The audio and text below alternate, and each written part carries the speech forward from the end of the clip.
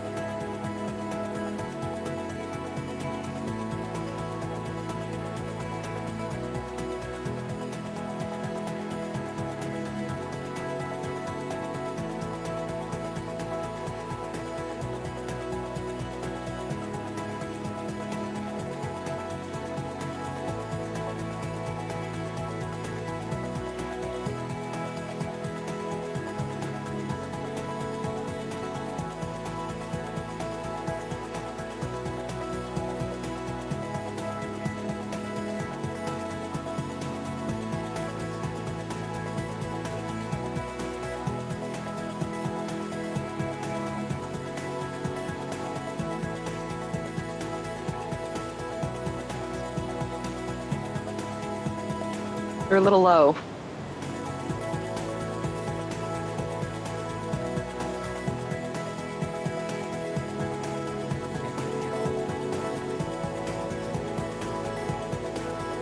We're just gonna do that. Can you hear me now? Yeah, but I can't hear you now. Well, I was muted. Hello. Can you hear me? There was music playing in the background. Hey everyone, welcome to the Redwood Startup Showcase. We are on a Zoom webinar, a Womb Zebinar, Zoom webinar, and it's going to be a little bit, we're going to introduce ourselves in just a second, but there's a few things that are different about a Zoom webinar as you join. Welcome, welcome. Everyone is going to have access to the chat. So if you look at the bottom of your screen, you can click on chat. You can open up that, and that's where most of the conversation will happen. We have a lot of people registered. This should be a lot of fun, but do pay attention to the chat. And then up on stage, we'll be having the panelists, the demos. We have 7 different panelists that'll be coming up. We have 13 demos across all kinds of projects and startups. It's going to be really fun.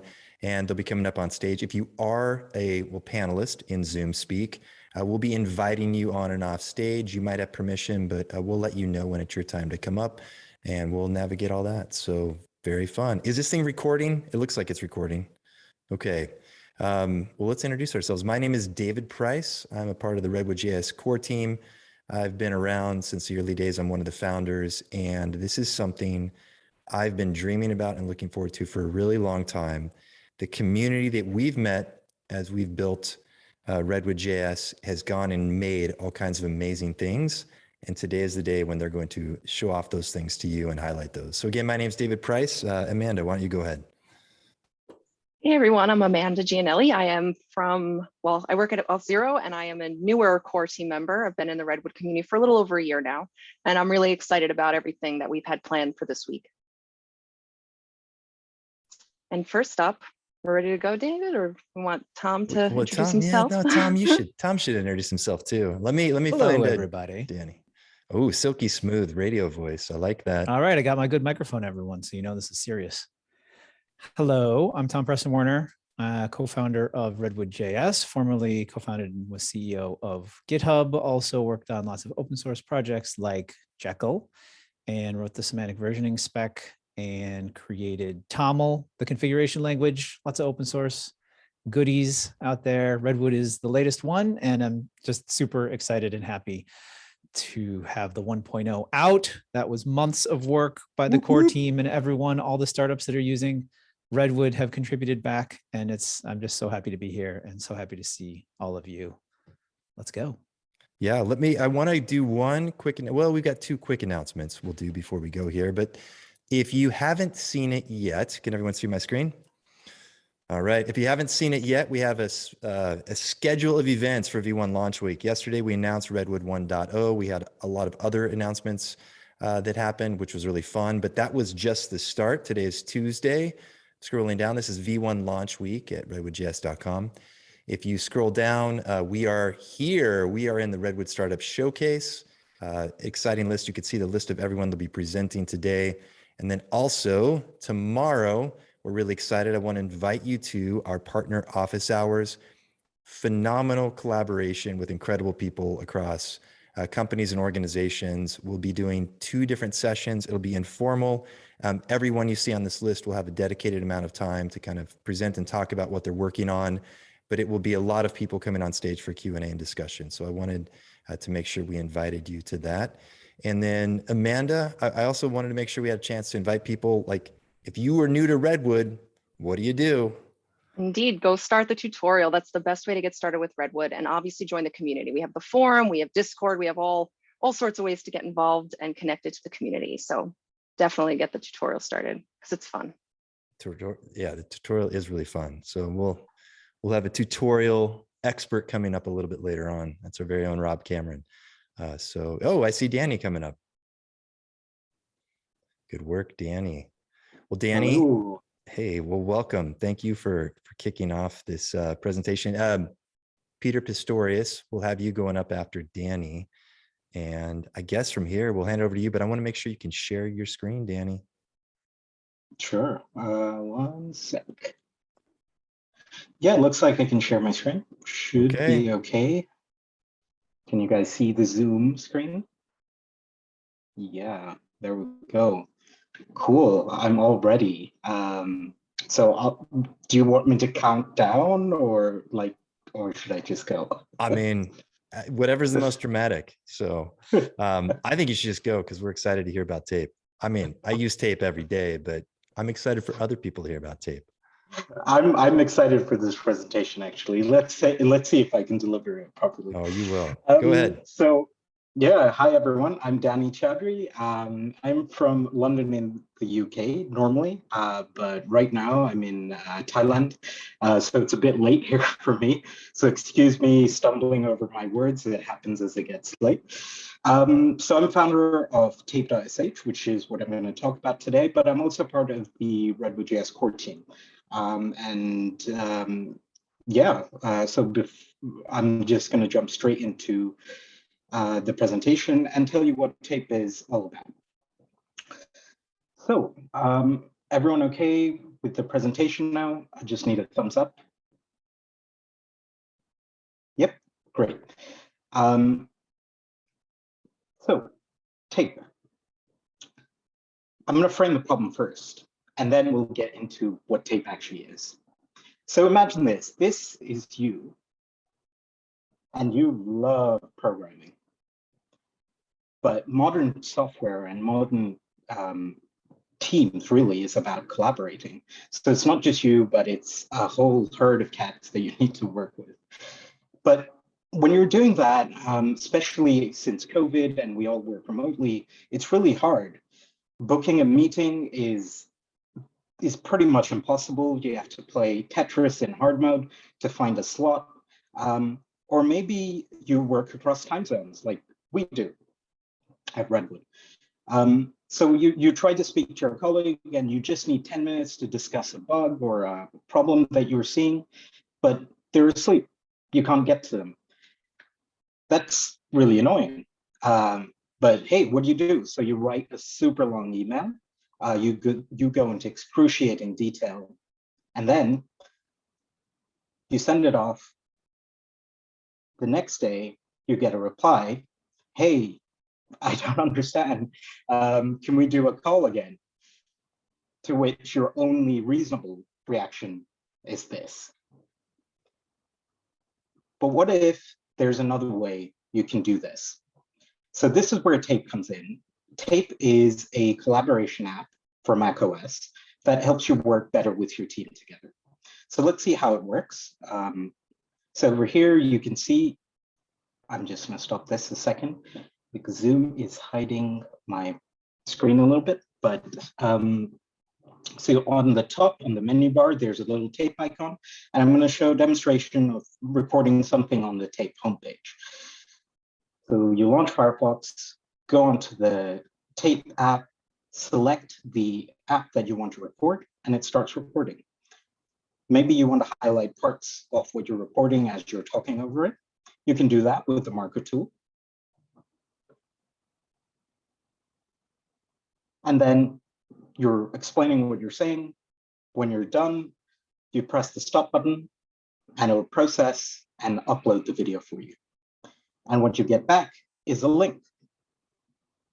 So let's go have a look at what the link serves.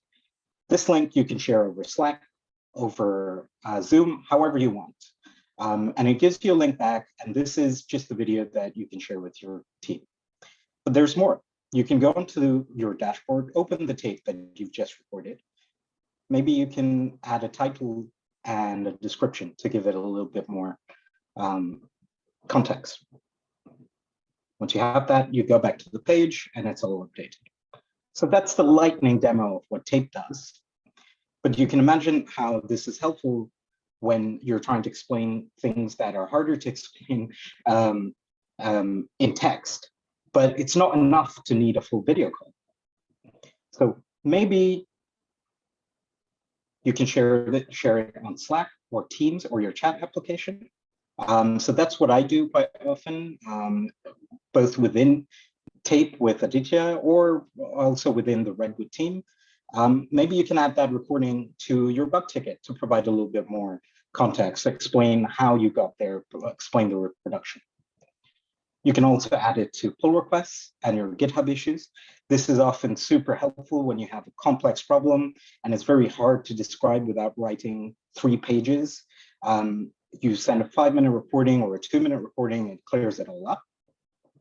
Or maybe you can add it to Notion for looking back later on. All of that so that you can work smarter together. So that's what Tape is. In terms of achievements, we're a 2-person team at the moment. Like I said, I work on the Redwood core team as well. But what we built, we've been shipping for a year and a half, I believe. And in terms of achievement, we have 4,000 plus signups, over 15,000 tapes that have been shared.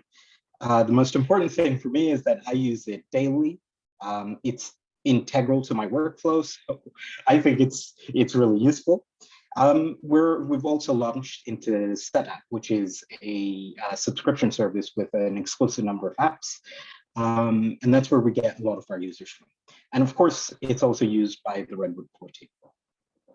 But today, we're also announcing that we've launched Tape 2.0 with full M1 support. So your recordings and your uploads are about 3 or 4 times faster than before. And that's the gist of it. And Yes, I did just screen share a screen recording of a screen recording. Here are my links, Twitter, and that's the website, tape.sh. Any questions?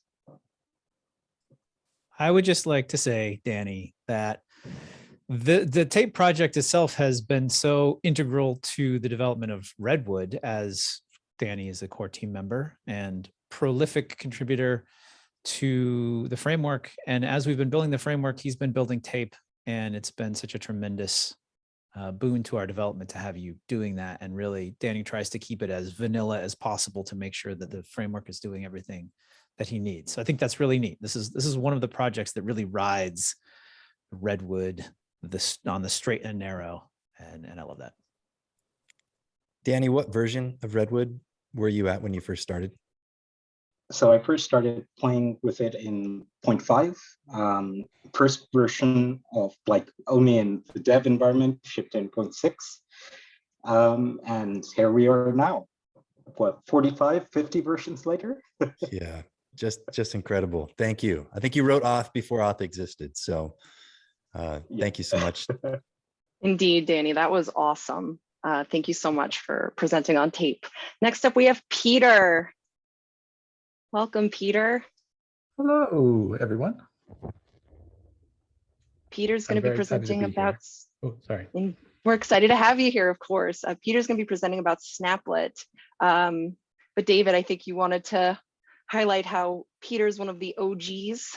Oh yeah, we could say a lot about Peter, but what everyone needs to know is not only is Peter a great friend, but he's strapped on the code base before there was a code base and carried us to the starting line, and at least a year and a half along the way. Peter is one of the four creators of Redwood, but also the original one to start laying down code in the repo. And so there's a lot happening in this presentation with Peter, because not only is he presenting on Snaplet, but Peter was one of the reasons we're all here today in the first place. So, There is no Redwood without Peter. No, Let me no, just not say, at all.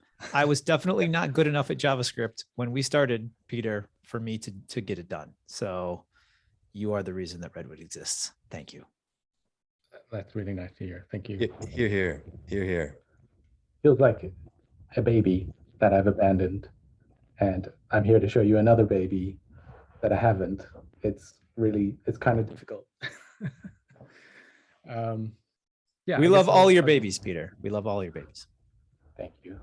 So do I. It's yeah, so do I. I'm allowed to have more than one, right? Okay. Okay, so I was introduced. My name is Peter. I'm here to show you a product that I'm building called Snaplet. And this is you. You're building a product at a startup as a technical founder. Before this job, you were a software developer. You even wrote a bunch of code for your startup. You're excited and a little on edge because you're making tons of decisions. You're trying to manage a team, build an awesome product, and you've got a new developer joining tomorrow. This is your developer. They've joined. They have a laptop, they have email, GitHub, Slack, all that other stuff. They've set up their machine and they're ready to code. And it's a really great feeling when you're a new developer to join a team to ship to production. So the tech lead and the software engineer pick an easy task from the backlog and they start to pair. But what about your database? In most companies where I've worked, you were given a dump of a database. You fudged around with some credentials to download the dump and insert it into the database. This is problematic for a bunch of reasons, but most importantly, because it contains other people's personal information. Other companies use seed scripts, which are just a nightmare to maintain. That's where Snaplet comes in. We give developers access to production accurate data without personal information.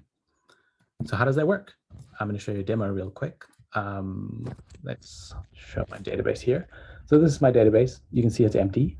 I can't code against this. I could manually enter some values, and we've all done this, but I can't reproduce this easily, and I can't share it with my team. I could write a seed script to do this, but those are hard to maintain, as I mentioned before, and I am aren't I meant to fix bugs and ship features? Let's head over to app.snaplet.dev. I have over here a source database and 2 snapshots. This snapshot here doesn't have any transformations in it, so it's just a straight up copy of my database. If I wanted to get this onto my local computer, I just go to my terminal, I type applet ls or list. I can see that I have those 2 snapshots that I showed you earlier. I type snaplet restore and give it the name. It'll copy down the snapshot to my local computer, insert it in my database. And if I go back over here and I refresh, boom, got data. But this is private data. So I don't want to see Mary Smith. I would rather have those values anonymized. So I'm going to head over to app.snaplet.dev again, go to the data editor, replace those columns. Let's select, we were in customer. So I'm going to say email, replace it with this, with a fake email address, the first name. I'm going to do something like this, X, and the last name, like that. I'm going to save that. So now I have a customer email, first name, last name. And then I'm going to restore, I'm going to kick off a new snapshot, which is going to connect to my production database, going to copy the data, transform it, so I can restore it later. If we head back over to the editor, to the terminal, I can view my snapshots. This one is busy working, but earlier on, because I have a time constraint, I actually created a snapshot that had the transformations in it. So I'm going to restore that. There we go. And if we refresh this, we have a look at the customer, we'll now see that it contains fake pseudo-anonymized versions of the database. There's a couple of cool things that we could do. We can delete all the customers that are active. So now we have only inactive customers. I can ask Snaplet just to restore that. So I can say Snaplet restore, -- data only, -- tables equals customer, and it will only restore that. So the reason why you do that, maybe you were working on another feature. Oops. It's trying to download the snapshot that I just created. Let's just do this. You know what? I'm just going to carry on. I don't have a lot of time here. So what I've shown you now is that you can copy your database, you can remove the private information, and you can then code against a synthesized version of your database. Okay, so Snaplet is great for technical teams because it gives them visibility into what's happening in production. They can service their own data needs whilst protecting private information. And we're in open beta. So we haven't delivered all the features in exactly the quality that we want, but we're rapidly reaching version 1.0. The top features that we'll be releasing in a couple of weeks are JavaScript transformations.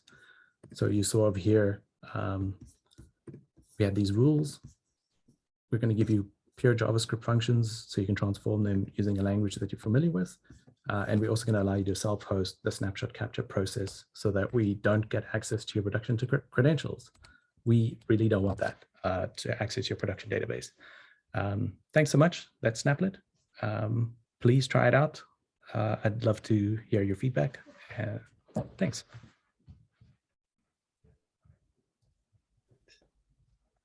You made it look too easy. It is easy. It is. Well, with Snaplet, it's easy. Oh my gosh. I've never been able to, I've never built that flow to work with my database locally like that. Like, that's just insane. Well done. It's also getting better. Like the things that we're introducing are, I think, going to blow people's minds in the next couple of weeks. So we should follow along. Go ahead. How long have you been working on this, Peter? Just so people can have a sense of how long does it take to build something with this level of sophistication? Quite a long time. We're 8 people now at Snaplet, and I think it's been more than a year, maybe a year and a half. A lot of iterative thinking. I actually learned a lot from you, Tom, like whilst we were building Redwood and Chatterbug, and I brought those ideas to building Snaplet. So we just build a feature, talk about it, and iterate on the design over and over and over again. Awesome. Well, I've needed this at every company I've ever worked at. We did this very badly at GitHub. It's a disaster. Like, it's just, you need production data to be able to debug complex database issues. And it's just so hard without something like this. Love it. Yeah, thanks. Yeah, there's an incredible sense of peace that comes over you when you can actually get production data and reason about it. It just feels right. Feels like the right abstraction. Peter, thank you. You have a ton of questions in the chat, and let me know if the Q&A is or is not working, but I want to make sure people can comment there. So, man, thank you so much for joining us. And well done, sincerely. This is great, Peter. We miss you, but I'm really excited for Snaplet. Thanks. Ditto. All right, next up, we have Tillman. Yeah, hello, everyone. Welcome, welcome.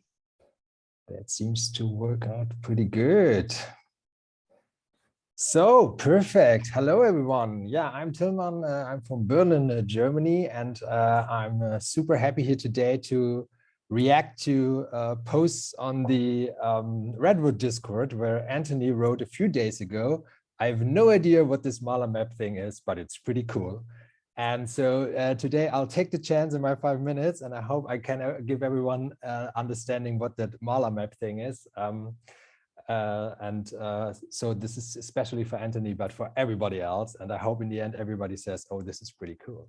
So yeah, what is Mala? Mala is a tool I've been building the last month using Redwood.js. And it's a tool to visualize markets in an interactive way. So you can use it as a product marketeer.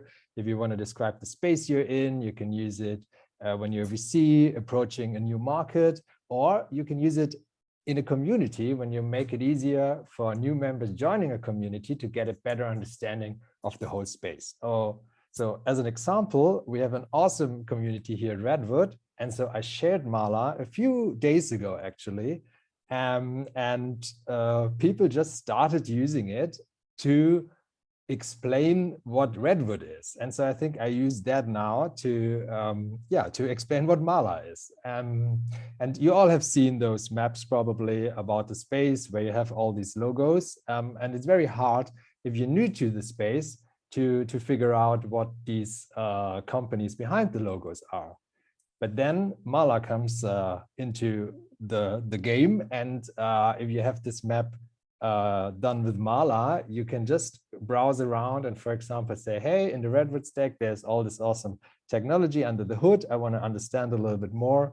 And so, for example, if you're interested in Envelope, you see, yeah, it's used. You can go to their website and learn more what's their thing, what's their technology is about. And so you're hopefully then deciding to build your own startup with Mala, with Redwood, sorry. And then you maybe want to know what other companies are there outside using Redwood already. And you can either be here today, which super happy to have so many people here today listening to us and see the cool stuff that has been building with Redwood. But you can go the other way and visit this map that was built as well, where you can see a lot of the logos from people that are like here today presenting the cool stuff they've been building.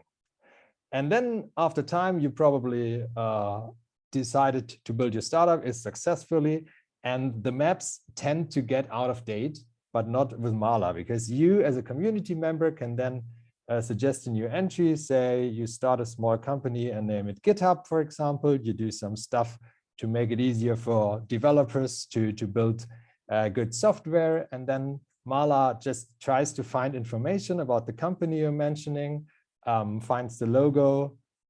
We have the category developer experience in our map, so I'll add that, and then I'll save it. It will not be saved to the map because it was just a suggestion, but the owner of the map will now get a notification, which is actually me. So let's log in to have a look at the creators view as well. I go to my maps. This is my startups using Redwood map. And here we have the map again. Here we have the possibilities to design the map. And when I click on entries, I see that entry now, and I could either say, hey, yeah, this should go on my map, or I reject the entry because maybe it's not a startup, what has been built there. Yeah, and these maps can be shared, and the community can guide people to them to help them explore the space they are going to experience.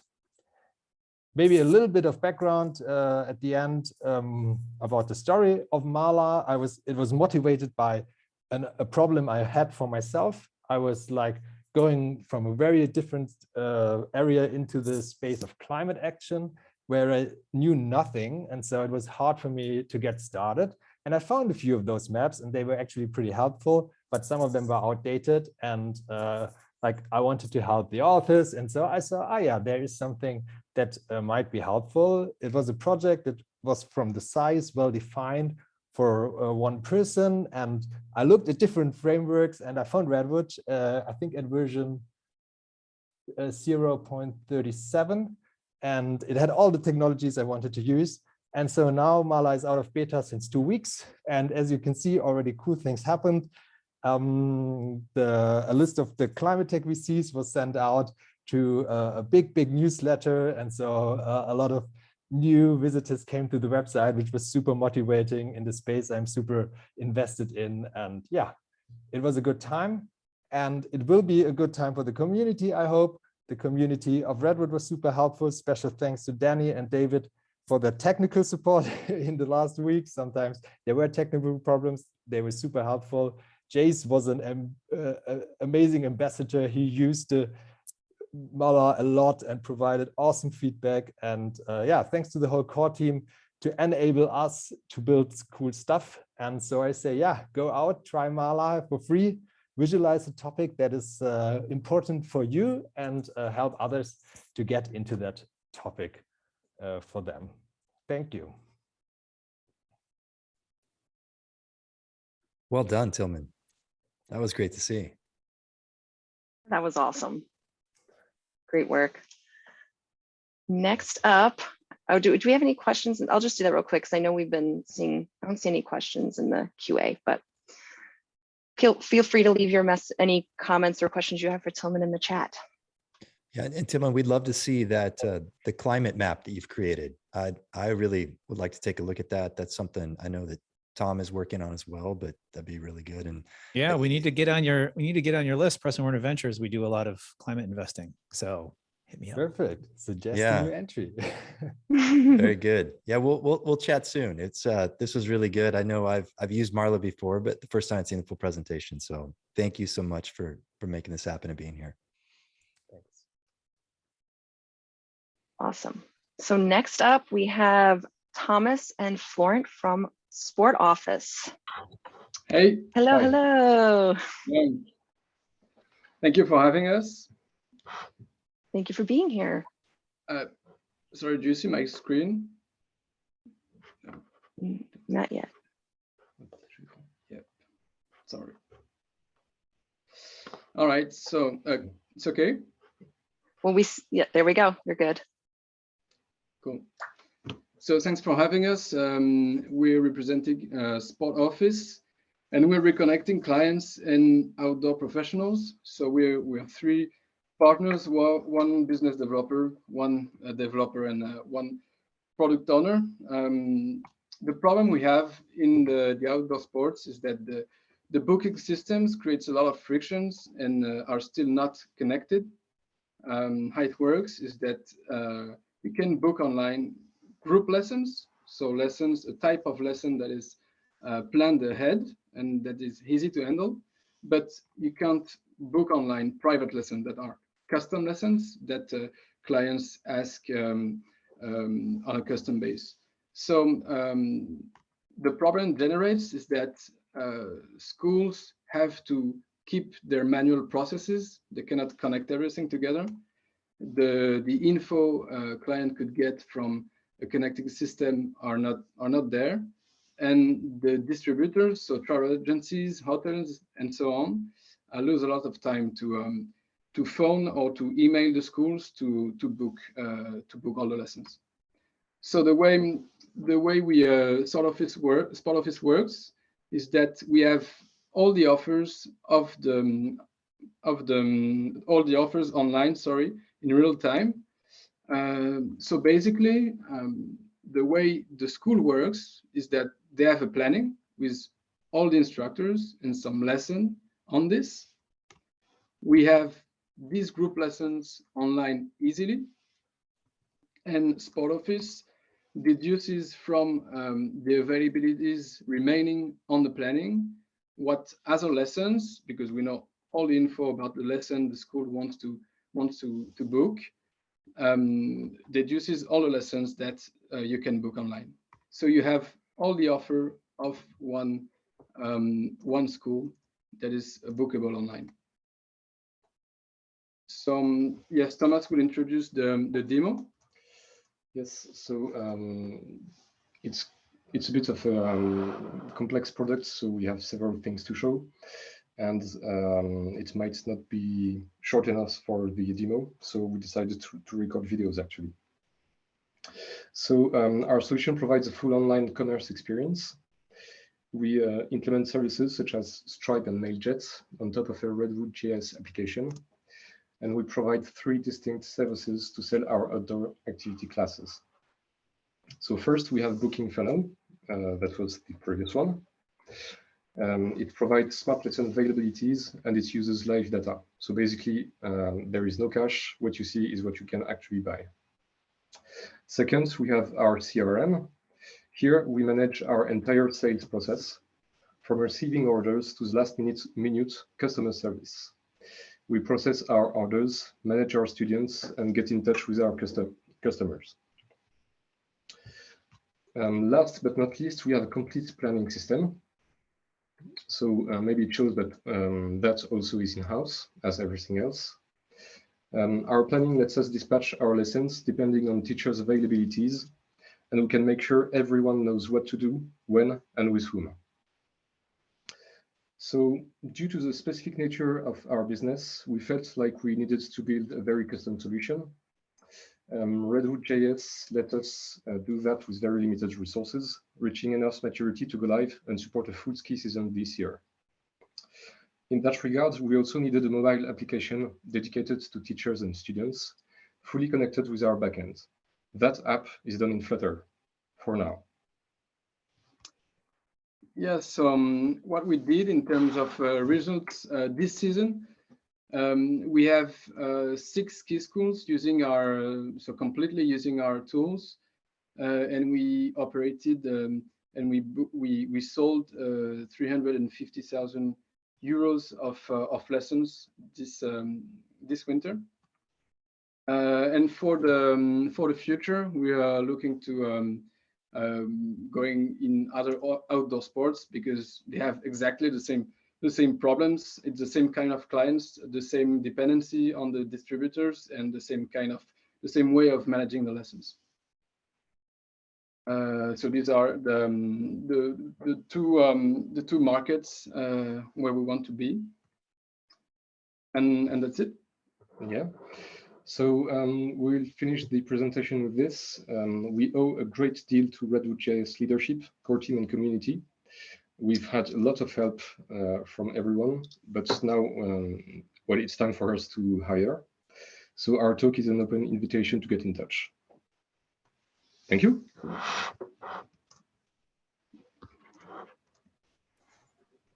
Do you know about the new jobs board, which we've done 0 announcements for yet? Gentlemen, always a pleasure. So do you know, we have a jobs board now. Speaking of hiring. I didn't know. I do know, but he didn't. Cool. It's very new. Great. It came like, I guess, yesterday. So Yesterday. okay, we will post something there. Yeah, very good. Well, thank you both so much. It's Thank really you. been a pleasure to get to know you both as well in this journey. And I really look forward to what's ahead for both Redwood and Sport Office. So some exciting things. Well, Nice. pleasure is ours. Thank you very much. Thank you, gentlemen.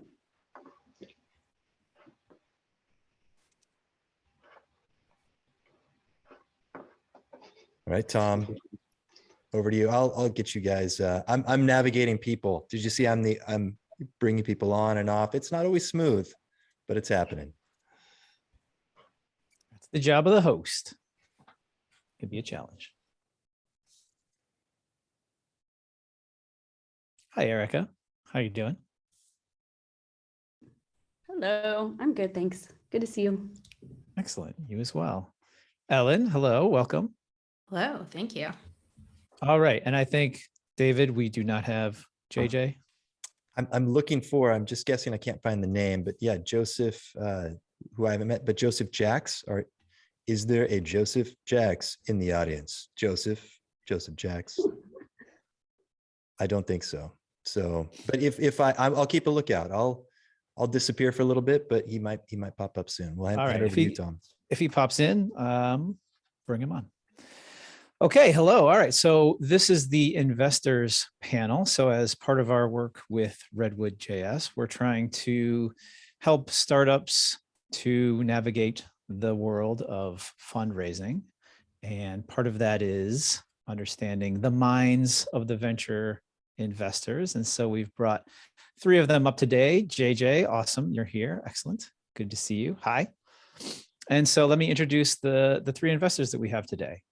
We have with us Ellen Shiza, who is a founder in residence at Bold Start Ventures right now. She will do another startup someday, I hear. Ellen, is that true? Will you do another startup, or are you now a VC for life? I think I might be a VC for life. I mean, I keep saying 10 years, but people have told me after 10 years, you can't go back the other way. So I guess we'll find out in 2030 something. Right. Okay. We'll wait and see. All right. Ellen is the former founder and CEO of Darklang, a very cool programming language that sort of combined the infrastructure and the editor in a very new and interesting way. She was also at Lola and worked at Kickstarter and worked on Office Mobile for non-Windows platforms back in the day. Very old school, interesting stuff there. And she is an investor in Snaplit, so maybe she can tell us about that when we get into the panel. We also have with us JJ, Joseph Jacks, founder and general partner of OSS Capital. Hello, JJ. JJ founded KubeCon. He founded Kismatic, the first enterprise-focused commercial Kubernetes company. And he's a founder of the Open Core Summit, the global commercial open source software ecosystem conference. That's a mouthful, but JJ, I think you like to found things. You have a few of those in your background. You're also investing with a thesis based around open source companies. So it's companies that are based on open source and then have found a commercial model around that. Welcome. And we also have Erica Brescia, Managing Director of Redpoint Ventures. Recently, she was the COO of GitHub for a few years before joining Redpoint. Funny story with Erica. I first met Erica something like 12 years ago at ZendCon down the peninsula in the Bay Area. We were at a ZendCon conference to exhibit GitHub. And we met her there, and we were actually looking into doing GitHub Enterprise. And so we used Erica's software, the Bitnami software, as the basis of the first GitHub Enterprise installation. And so Erica and I go way back. So welcome, Erica. Way, way back. Thank you. It always makes me feel old though, when I think about how long ago it was that I met people. Yes, great to be here. Okay, well, thank you for coming. We don't have a lot of time, so let's try to keep our answers concise, and hopefully we'll get through a few questions. My first question is, what do you look for most in the startups that you evaluate? So try to think about one or several of the biggest things that you're looking for when you are interviewing, when you're talking to startups that come and want to pitch you. What are your criteria? What are the things that you notice that you really like to see when you're talking to startup founders? And Ellen, why don't you start us off? Sure. So at Bold Start, we do all early stage. So only looking at people who are at the very beginning of their journey, often before they've built anything at all. And mostly, I would say 80% of what we do is developer tooling, and almost all of what I do is developer tooling because of my background at Dark. So take this with that in mind.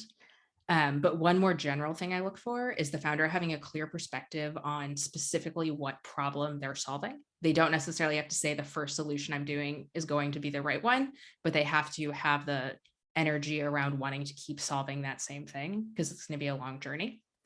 And then the second one, a little more DevTools specific, is lots of us, when we're building a developer tool, we build it to solve our own problem or something that we've experienced.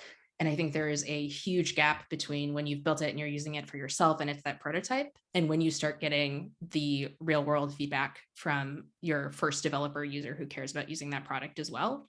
And so I spend a lot of time talking to people about how they're working with those early users to continue to refine what they had originally thought would be the answer.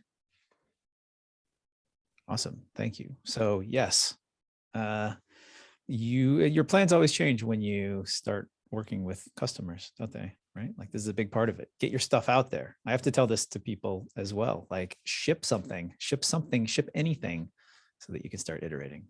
100% agree. JJ, what do you look for most in the startups that you evaluate?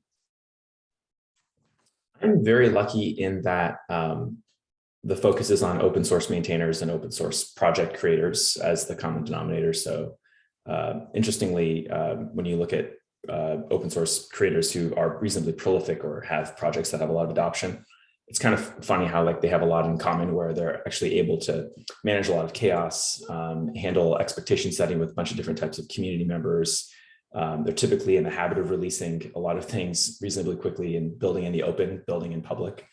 A lot of those skills are pretty transferable to building a startup, which is a pretty chaotic and highly risky endeavor. I'd say that, so with all of that, I mean, all of those things are such an amazing hack from like a standpoint of being an investor, a venture capitalist, which I never really kind of intended on doing with my career. This is just something, building open source companies and investing in them is kind of something I've just been obsessed with for a long time. But probably the biggest thing that I try to look for, if it's possible to figure out, is if the founders are like mission driven. That's probably the biggest thing that can kind of pay for all the possible mistakes and flaws that could exist in other areas. So if someone is deeply passionate and driven about what they're doing, and there's like this kind of thread or arc that's kind of driving and motivating them to achieve some ultimate outcome in the world or some purpose, and what they're doing with an open source project is just a means to that end. That's kind of probably the biggest thing that I look for. And if there's any like green lights flashing that sort of indicate that that's true, then I tend to be pretty irrationally exuberant about something. Maybe other things, I don't know, like intellectual curiosity, open-mindedness, and humility. Those are kind of big aspects as well. Building a company and a startup is extremely volatile and an uncertain activity, and so being malleable and open-minded, I think, are pretty important things. Awesome. Could you, just so people know, could you rattle off a few of the companies that you've invested in that are based on open source? Sure. Yeah. We actually just announced our latest seed investment in a company called OpenBB, which is like a investment research product. It's a Python code base, basically lets you connect to different public market data feeds. It's kind of like a stock trading analytics application. And you can run all kinds of interesting machine learning models and get statistical analysis out of it. And that market is very proprietary and typically dominated by like very expensive tools like Bloomberg Terminal and Refinitiv and Elsevier and others. So that's kind of an interesting investment research area that is starting to see a lot of innovation in open source. Maybe another one that people might know is Hopscotch, which is like an open source API testing development platform, and they're doing really well. Founder based in Kochi, India, kind of a very remote part of India, just kind of came out of the middle of nowhere, self-taught engineer, and built one of the fastest growing. Actually, I think it's one of the top 4 Vue.js applications on GitHub. That's another one. Let's see, we invested in Remix recently, which is like a really interesting React framework, kind of full stack web development. I'm sure there's all kinds of awesome things that they can do with Redwood. We know Remix. And integrations and partnerships and so on.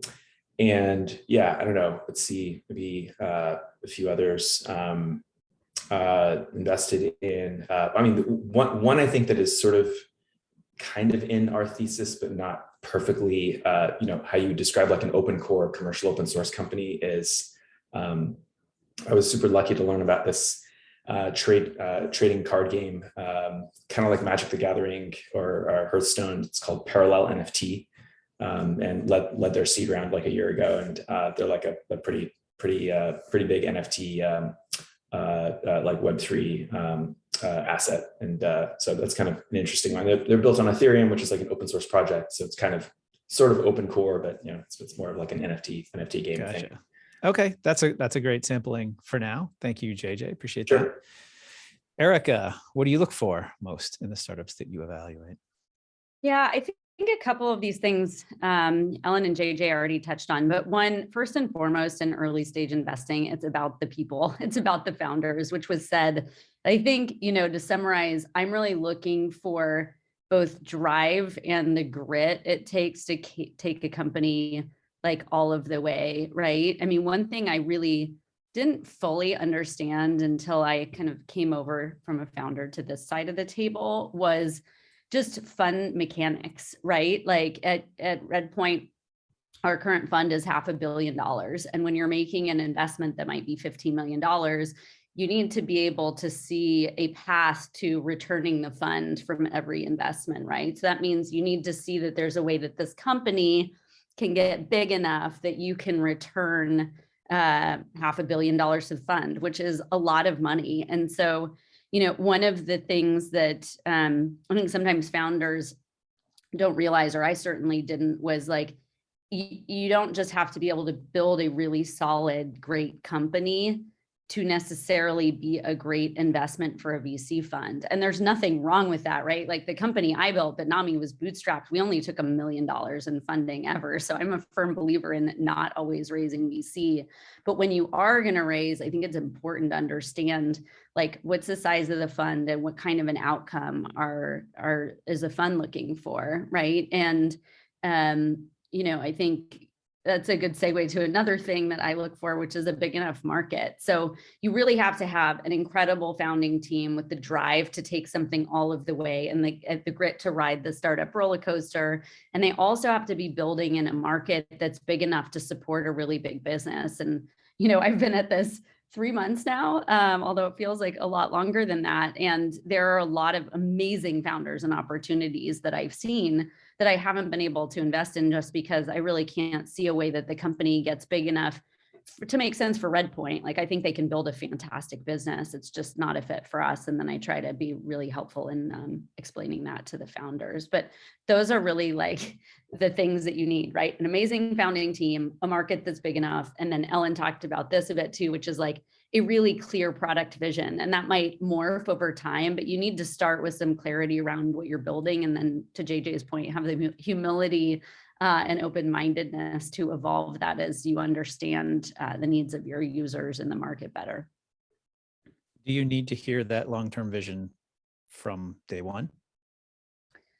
I think you need to see that the ambition is there. I think it's fine if like steps 1 and 2 are pretty clear and maybe step 3 is a little bit fuzzier, but I will say I've done 3 Series A's so far, and all of those founders have had extreme clarity around even the long term of what they're building. Now, could it get even bigger than that? Sure. I mean, you hope so, right? But there has to be clarity around a vision that's big enough to support a really meaningful business, and usually like the category winner in a space.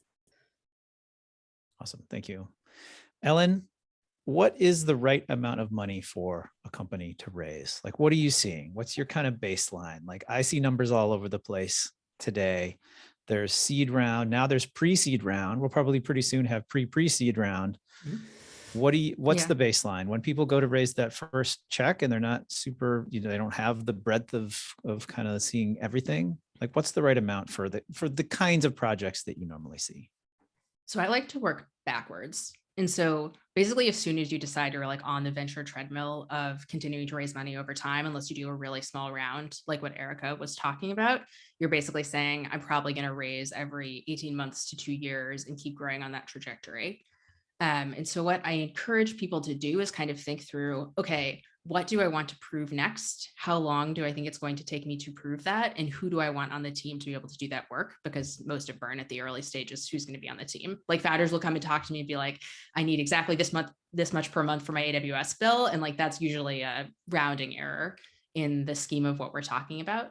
So I would think about that and kind of write it down as, okay, in my ideal world, I would be able to hire 2 more full stack developers, 1 person who might think about DevRel, 1 designer, 1 infrastructure expert, and 1 front-end expert. And so if you start thinking about kind of a team of in that 6 to 8 range, we'll kind of see numbers anywhere between 2 and 5 million, depending on how quickly you want to ramp that team. On the smaller end, we'll also see people who say, I think this is going to be really huge, but I don't necessarily know yet. And some of those founders will go the route of deciding to raise only an angel round first and keep it in maybe the 500K to 1 million type range.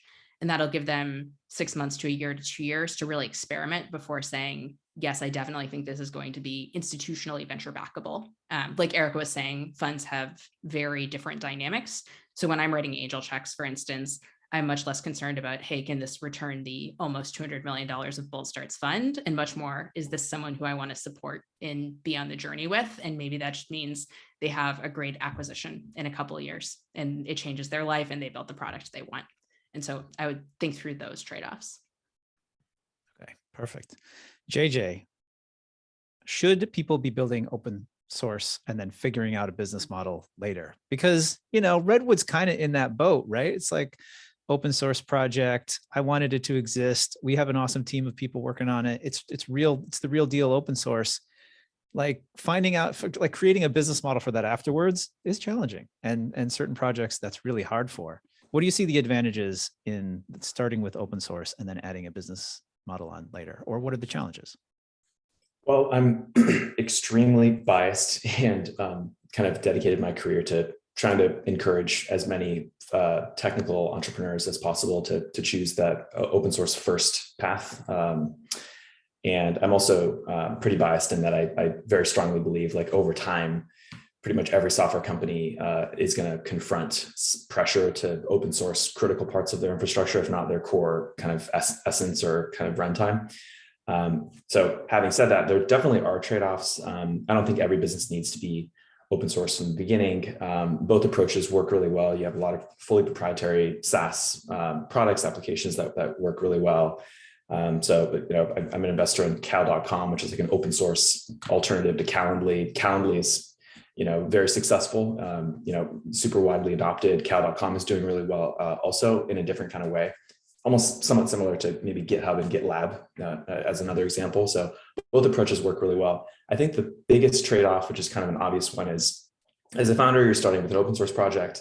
You really have to kind of accept that your conversion rates, monetization rates, and your ability to basically make money from your users is just going to be like orders of magnitude more difficult and harder than if you basically build a fully proprietary product. The paradox is that your ability to access your customer and actually sell into them is actually a lot easier potentially because of just the distribution advantages and building from a community that just builds a lot of trust and excitement to your customer without actually needing to spend marketing dollars in advertising. So there's a lot of trade-offs, but yeah, I'm extremely, extremely biased. Fair enough. All right, Erica, you're going to finish us out here. One quick question for you. If I'm going to pitch to you, what do you want to see? Do you want me to cold email you with a pitch deck? Do you want me to record a video? Do I need to find like someone to introduce me to you? How do I do that? What do you want to see? I'm going to try and answer that fast and make one super quick comment on the open source question because I'm really passionate about that. But oh my gosh, when people send videos, it makes me so happy because I just feel like it's such an efficient use of a founder's time and mine, and I can show up way better prepared to a call, which is better for us both. So I'm a huge fan of that. Anytime you can get an introduction, that is fantastic and appreciated, but I also look at cold emails. I hate LinkedIn, so please don't, unless that's your only route to me, please don't use LinkedIn because I don't check it very often. There's too much spam. But yes, videos for the win, they're awesome.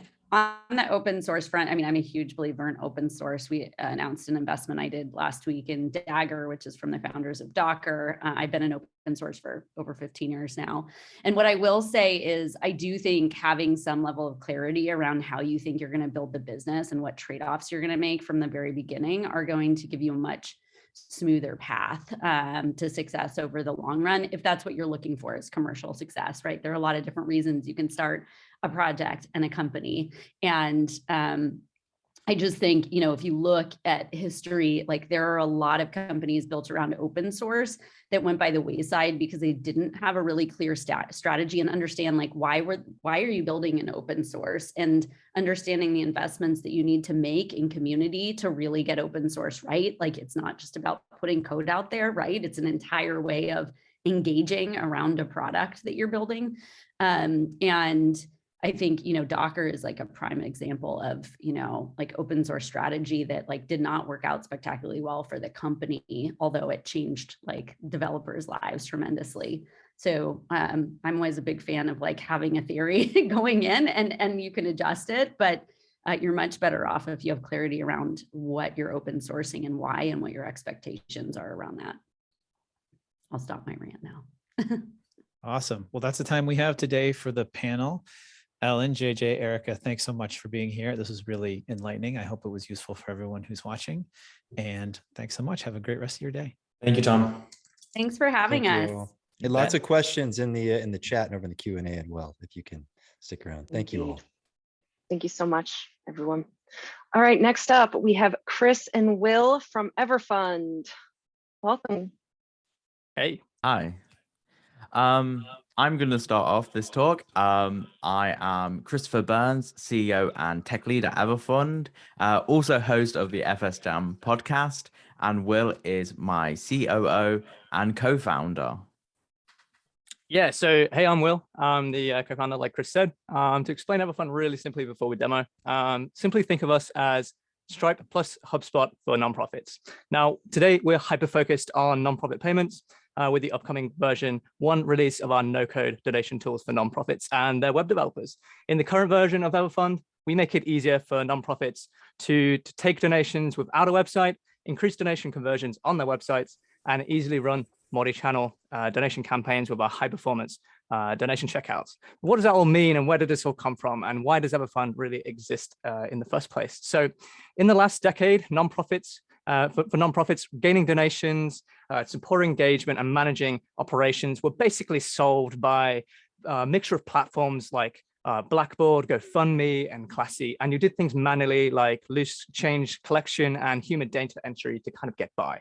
But now, today, nonprofits have really been put on a lot of stress and pressure from the change in donor habits, their patients, COVID making their whole processes completely digital, and basically still managing data tasks completely manually with staff they really can't afford to keep on.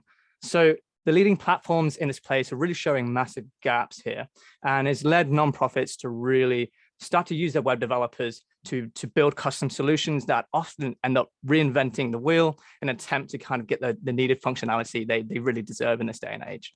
But for those nonprofits looking to run their nonprofits better, we're building Everfund to really allow them to get their fundraising operations and supporter engagement set up quickly in any shape they want it, keeping their data, money, and operations all in one place, and give their web developers a new ecosystem of tools to push the boundaries of really what's possible to help them grow faster and adapt faster in this day and age. So I'll give you back over to Chris to sort of demo one of the first tasks that a nonprofit would do on Everfund.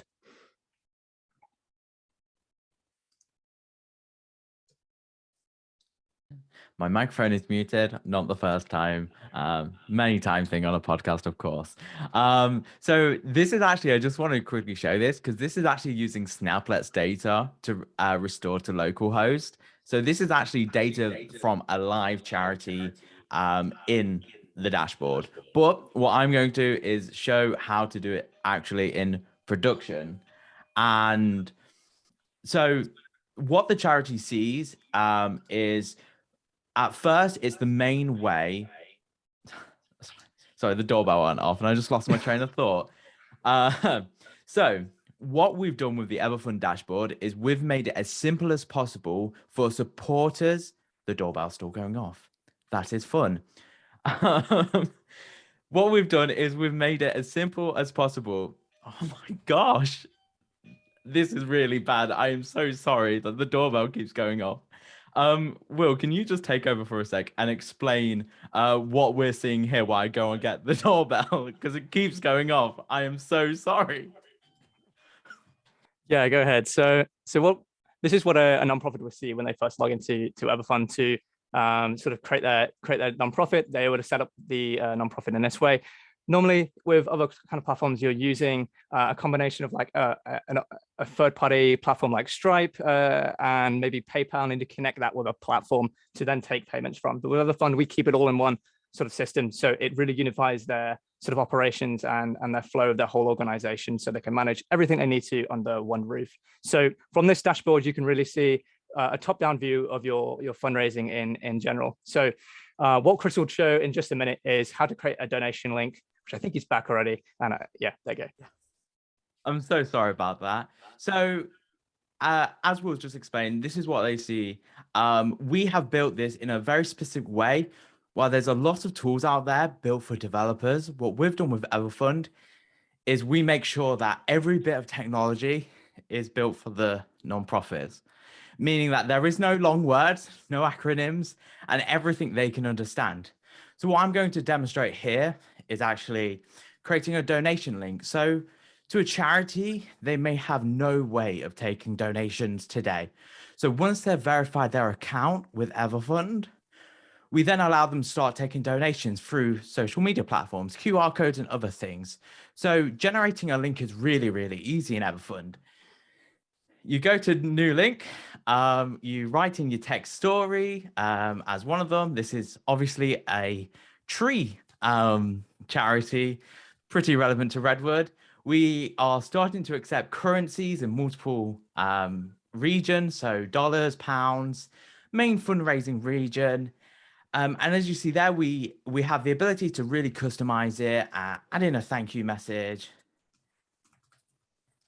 Thank you for donating, a template, and also what we have here at the bottom is payment destinations. This is really, really important depending on the size of your charity, because in the UK and the US, chapter support is massive, where one charity could have 3 shops, and that's 3 bank accounts, or 3 different regions. So you're allowed to select which bank account the money is going to go to. So I'm just going to click save. And then what we see here is in the background, what this has done is generated a donation system using Next.js. And when I click open, the charity can then see that donation system and actually start taking a donation themselves there and then. This is a live donation system where they can do Google Pay, Apple Pay, as simple as 3 steps. What you also see here is that people know that payments cost money on the internet. So we transparently tell people how much that's going to cost. And we have 97% of donators actually cover the fees. So the charity is only paying for the transaction fees 3% of the time. And just to show you how simple it is for them to get back to things like QR codes and Facebook, you see that this will hopefully make a QR code. Maybe not, we just launched this, but they would be able to save it to the client, to their device to use on printing material and in the real world, or from inside the dashboard, they can share a link on Twitter, meaning that there will be no loose ends, no donation links with bad characters in, meaning that everything they need to do is within a click, and meaning that, for example, if they share this link to Twitter, they can then go and generate another link for Facebook, meaning that then they can compare and contrast the analytical data on which is a better performing platform. This is something charities have just not had before, unless they're the bigger sizes, because they are so used to all money just coming into one massive bucket. And we're trying to break that down, give it ways that they understand, and make it better. Within the next 6 months, we're going to be releasing US support and so much more. But I'm jumping ahead, and Will is going to take this part. Yeah, thanks, Chris. So that was just a quick demo of a small part of what we're building at Everfund today with Redwood. And this year, we're building so much more to help nonprofits really remove a lot of the technical boundaries for the next stage of sort of social impact and good causes. And along with helping their developers access, like I said, this new ecosystem of tools to really help them push the boundaries of what's possible with good causes, to really help them adapt to these problems I outlined a little earlier on and grow faster for the better of the world, really. So you can find out a little bit more about Everfund on our website at everfund.io. And if you know a nonprofit or you think you can be useful to a nonprofit as a developer, please feel free to request access to our closed beta on our website, and we'll let you in. And finally, we'd love to hear if you have anything to say by sending us an email at hello@everfund.io. And thanks very much for listening to what we have to say about Everfund. And thanks, Redwood, for hosting this amazing event. Cheers. Thank you. That was awesome. Thank you guys so much for your presentation. It's so awesome to see all the different things that are built with Redwood. Next up, we have Chris with TeamStream.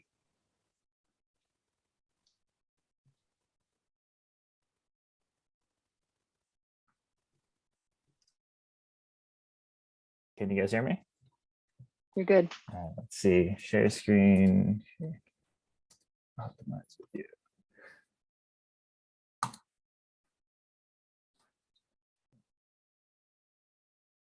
Never mind. Okay. Oh, can you guys still hear me?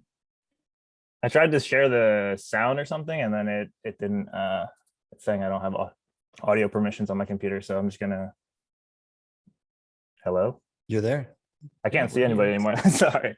We're here. All right. here. Cool. What can you guys see? You guys see the TeamStream desktop? Yes, we could see the presentation. Okay.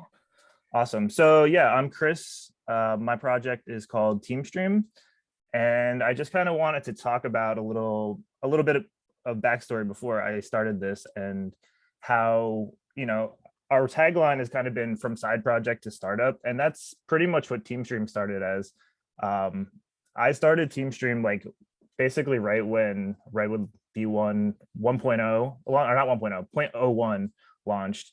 And I thought, man, this is pretty cool. I really want to learn how to do this.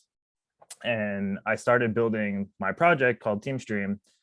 And since then, I've decided, hey, I think this could actually be something. How can I scale this thing, and how can I work on this thing and make it an actual company?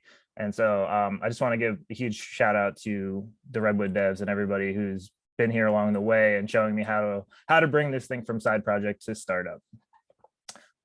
Getting into it, right now the team is myself, and I've been working on this for the past year by myself, and then Aditya, who I just brought on at the beginning of January to help me and move this thing forward a little bit more. Okay, so what is TeamStream? TeamStream is basically a way to view multiple viewpoints of an application of an esports tournament. TeamStream is basically a way that you can watch multiple viewpoints of an esports tournament when you are watching an esports tournament. Jesus. Sorry. Basically, when I was starting this project, I was watching an Apex Legends tournament, and there was only one point of view, but there's 60 players playing in this esports tournament. How could I possibly watch more players and see more of the action that's going on? And so what I built is this application where you can actually watch multiple viewpoints of the players playing in the tournament. So we aggregate each team by who's playing and who's on each team, so you can find who you want to see faster. And also, when you are not used to watching an esports tournament, you don't know who the players are. How can you find these players, and how can you view their streams and get to know them and grow their channels? What we are trying to do is market and bring more eyeballs to streamers that are playing in tournaments. So when you come to the TeamStream viewer, you see the official broadcast, right? And you know, they're doing their official broadcast, they're talking over the views, they're only viewing one player at a time. What you can do with TeamStream is create custom views, and we can see that multiple players are online. So if we click on Sleepy Panda, we can start watching his view. If we click on, let's see this, Sung Nguyen, we can see his view, and so on. So we're loading up multiple players, and we can watch all different teams playing at the same time. We can watch the same players on the same teams. We can then, up here, you can click on this and view full screen right away and watch this player. And you're like, oh, there's action happening elsewhere, I need to go watch them. You just flip back and forth.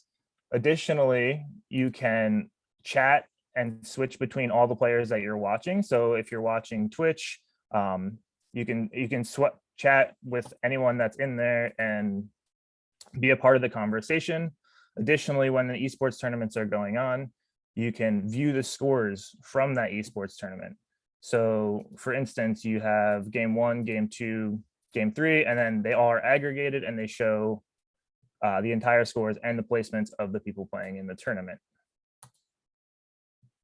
When I first started this is pretty much all it was. It was just the viewer. I wanted to say, how can I bring this experience to more people? So since then, we have built out an entire backend that lets you add new teams, add new players, save all your existing teams. So when you run a tournament and as an organizer, you can instantly have this view set up and change and do whatever you need to do to promote and showcase the players that are playing in your tournament. And then what we do on the back end is we then track all the analytics for the event that's happening. And then you can see that on this specific event, there was 28,000 players at peak time watching. On the main official broadcast, there was only 2,000 players, viewers watching. And then additionally, across all the other channels, you can actually see how many viewers were watching their streams at the exact time of the tournament and, gather data analytics. Additionally, we're thinking, how can we bring this to more people and what kind of features will make this thing worth paying for? And so we've created, using Redwood, you can now create and manage API clients. So we have a private API and a public API. And they're two separate APIs. The public API works with API keys, but it uses all the same services that we use on our private API. But the benefit is that we don't have to we only have to check the API keys on the public keys, and we only have to let them know, these are the only things that are public. There's only a few endpoints that are public right now, but we have a bunch of endpoints for our internal app that are not public. So we can incrementally grow our public API and let access. Additionally, we added the feature to create a custom domain. And so you can now actually host TeamStream on your own website. And I can kind of show you that if I go to watch, this is my domain, Chris Wilson. You can actually see that you can host this on your website. So now these tournament organizers who want to run an event can promote and market their players and run it directly on their domain and showcase everybody and drive traffic to their domain. Cool.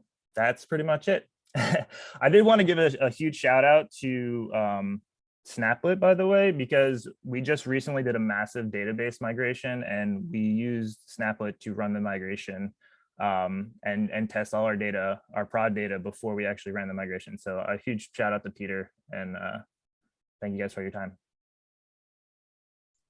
This is so amazing. This is so great, Chris. Yes. You've been building nonstop. It's been a little while since I saw your last demo, and man, you've built a lot of stuff. Cool. Thanks, guys. Awesome. Very awesome. I don't know, each presentation that goes by, I'm more and more impressed that this is all on Redwood. It's fantastic. That's All some right. amazing stuff.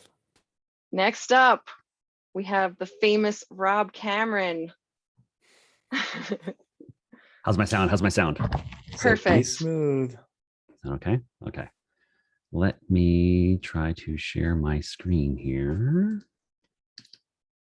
Where is it? Share screen and this tab. Okay, is that working? Did it work? Did it work? Yes. Okay. Hi, everybody. I'm Rob Cameron, a Canakin on GitHub. You may know me as the fun core team member. All the videos that have been going around recently are me. I'm also the one with the most gray hair. This was all brown until I started doing JavaScript development. A lot of these presentations are fairly professional looking, like VC decks. This is going to be very disappointing.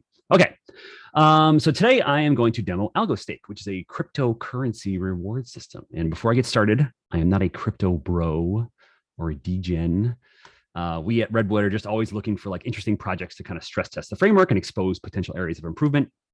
And the timing on this one just worked out with I was talking to a former coworker, and he was kind of into the Algorand blockchain, and he had an idea for an app that would reward people that held a certain asset for a period of time. And that's what this app is. What's an asset? You may have heard of ERC20 tokens on Ethereum. It's sort of the same concept in Algorand, but in Algorand, they're just called assets instead of tokens. So anyone can come along in Algorand and create one of these assets, and they want to incentivize people to hold them rather than to sell it. So what they do is they come to AlgoStake and they deposit a certain quantity of their newly created asset and then set the APR it should be paid out. So if you hold this particular thing, you'll get 67% APR. So over the course of a year, you would get 67% free as rewards. So then as an end user, a normal person, they would come here and connect their wallet. I don't know if you'd be able to see this little pop-up that shows because it's a different window, but I'm connecting my wallet here. And then the interface will update. It shows my thing up in the corner, and you can see my current rewards that I'm claiming. Here's what I currently hold in my wallet. And then every night we do this calculation for rewards. It's been paid out. So these are all zero now, but now tonight they would go up again. And so the way AlgoStake makes money and affords to keep the servers running is that they charge the asset creator, the one who's giving the rewards out. We charge them between $2 and $10 a day to basically pay out rewards. And they pay their fees in the native currency, which is also called AlgoStake. And it's confusing, but there's tons of crypto services that work this way. So people that are into the system sort of know how this works. The service and the token are like the same thing. The individual people who are getting rewarded don't pay anything, but we do have an optional pro subscription, which automatically transfers your rewards to you every night. And you get access to some other little reward pools here that are pro only. So what I discovered when building this is that there's kind of a dirty secret about Web3, which is that it's all based on Web2. There's definitely things you can do completely within the Web3 realm. Like if you heard of smart contracts, that's all Web3. But you can build an app like this that's just using plain old APIs, REST, GraphQL, and never touch Web3 anything at all. So you can use your current skill set and build an app with this. So some interesting technical bits. There's no sign up or login. Everything is handled by your wallet. It acts as the auth provider to prove that you're who you say you are. But even that is just API calls, just Web2 RESTful API calls to a service behind the scenes that the wallets provide. This isn't deployed to any of our third-party providers like Netlify or Vercel. I wanted total control over the server and the processes for reasons I'll show here in a minute. And it's deployed to a single AWS EC2 server and an Aurora MySQL database. When you want the most plain, boring technology in your deployment pipeline, I'm the guy. So this informed the bare metal deploy option that we just squeaked in the door before 1.0 went out. And so with bare metal deploy, the client machine, which is whichever machine you're running the deploy from, like my local development machine, it'll SSH into the remote server that's running the code and execute a bunch of commands. It'll do like a git pull, a yarn install, Prisma migrate. Then it'll build the web and the API side and then restart your serving processes, which sort of looks like this. So for AlgoStake, we're using the Redwood's built-in serve command, yarn redwood serve API. And that makes the API available on port 8911, but only locally. And then it gets to the outside world through Nginx. So Nginx serves both the web and API side out to the world. And you'll see here that Nginx isn't serving dist. It's not serving web dist. It's serving this something else, which is this web serve current, which is actually a symlink to a directory. So what I did is I started out having Nginx serve web dist, but that directory is wiped out at the start of every build. So when you say yarn redwood build, web disk gets cleared. Now it's empty. And now there's nothing to serve for Nginx. So the site went down for several seconds while this was happening. I was like, well, that's not good. So I went back to my old alma mater Rails and borrowed some concepts from there. So what I did is I created this web serve directory. So what happens is these are snapshots of web dist, and these are timestamps. This is like 2022 0312, 2022 046. So as soon as web dist is done building, it's copied into a new directory in WebServe with that timestamp name. And then the symlink current is moved from the directory it was pointing at to the new one that was just created. So now, and then Nginx's target for serving out the web is this symlink.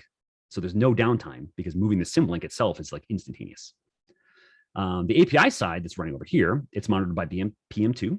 And after deploy, I would tell PM2 to restart the service, which caused another few seconds of downtime because there's a delay between running Yarn Redwood Serve and the API actually being up and able to respond to requests. There's like 3 or 4 or 5 seconds in there.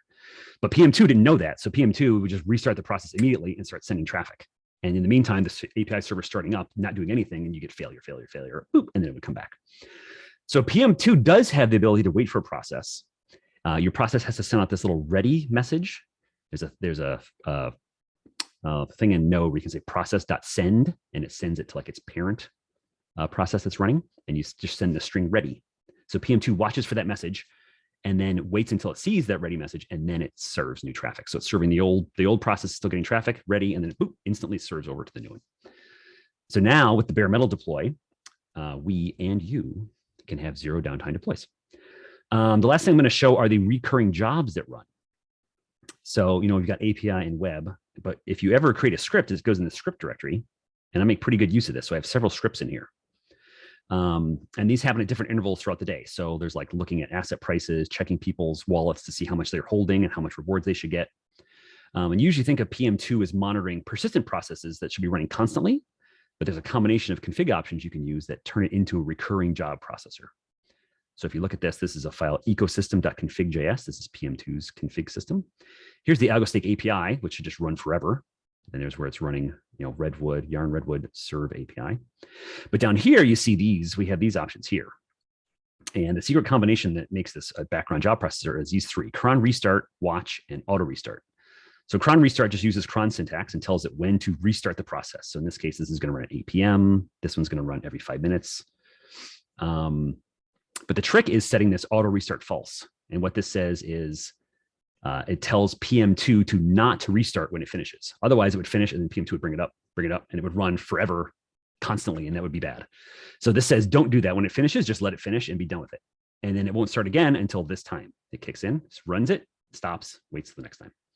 And then you also have to set watch false, because otherwise PM2 will watch the file itself to see if the file changed. And if it does, it'll restart it, which you don't want to happen. So you only want it to restart, on your clock schedule. And I've also got a fail-safe built into each one of these scripts. So just in case if you were to accidentally restart all PM2 processes, it would just run that right away. It doesn't care. But what I do is in most of these, I'll have a check here that says, if the hours is 3 and the minutes is 0, then it's the same time that it should run according to PM2 and run it. Otherwise, it'll just exit out right away. And then it'll wait for the next cron restart to restart it. And since this is the startup showcase, if we want to talk numbers, let me go over here. So right now I've got about 15,000 accounts. And an account is an instance of a wallet, and a person can have multiple wallets. So this doesn't really account to users, but it's probably pretty close. People probably have 1, 2 wallets, something like that. Of those, 1,234 have paid for a pro account, which is $40 a year. We have 51,000 claims. That's a person saying, oh yes, I hold that asset. I want to get rewarded. So you can see it's about an average of 3.2, 3.5, claims per account or so. Every night we do about 30,000 payouts. So some people come and go, they'll have a token, they'll hold it for a little while, and then they'll let it go down to 0. So these two numbers aren't the same, but around 30,000 every day, every night we pay out.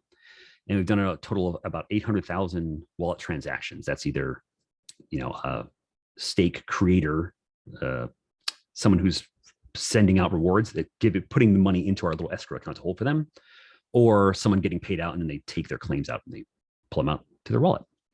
But my favorite stat is probably this. So most API calls to the GraphQL endpoint return in about 50 milliseconds. So even though we put a ton of work into all these loading states and the cells, you almost never see them on AlgoStake anyway. When you've got the server and the database right next door to each other in AWS, you can get some really, really fast response times. And that's it. I think I'm out of time. Thanks, everybody. There was one question from the audience. Rob, that was phenomenal. Danny just wanted to ask you TypeScript. There's not a single line of TypeScript in this project, and there never will be. Excellent. Thanks, Rob. Thank you. That was great. Thank you. And bare metal's a hit. Great. Yeah, I got some more work on it coming. I got some stuff I didn't get out at the door in time, but I want to add it shortly after 1.1. And if you want to invest in AlgoStake, the project, you could buy AlgoStake the coin. Is that right? True. Is that how it works?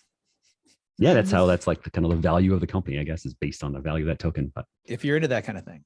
if you're into that thing, You can be an investor. Awesome. Thank you so much, Rob. That was great. Like everybody else so far. Next up, we've got Joseph and Patrick. Welcome, welcome. You're Hey, here to talk everybody. about Hey, treasure thanks chest. so much for having me. Yeah.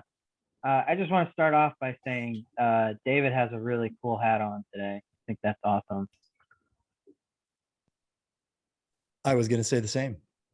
Thanks, man.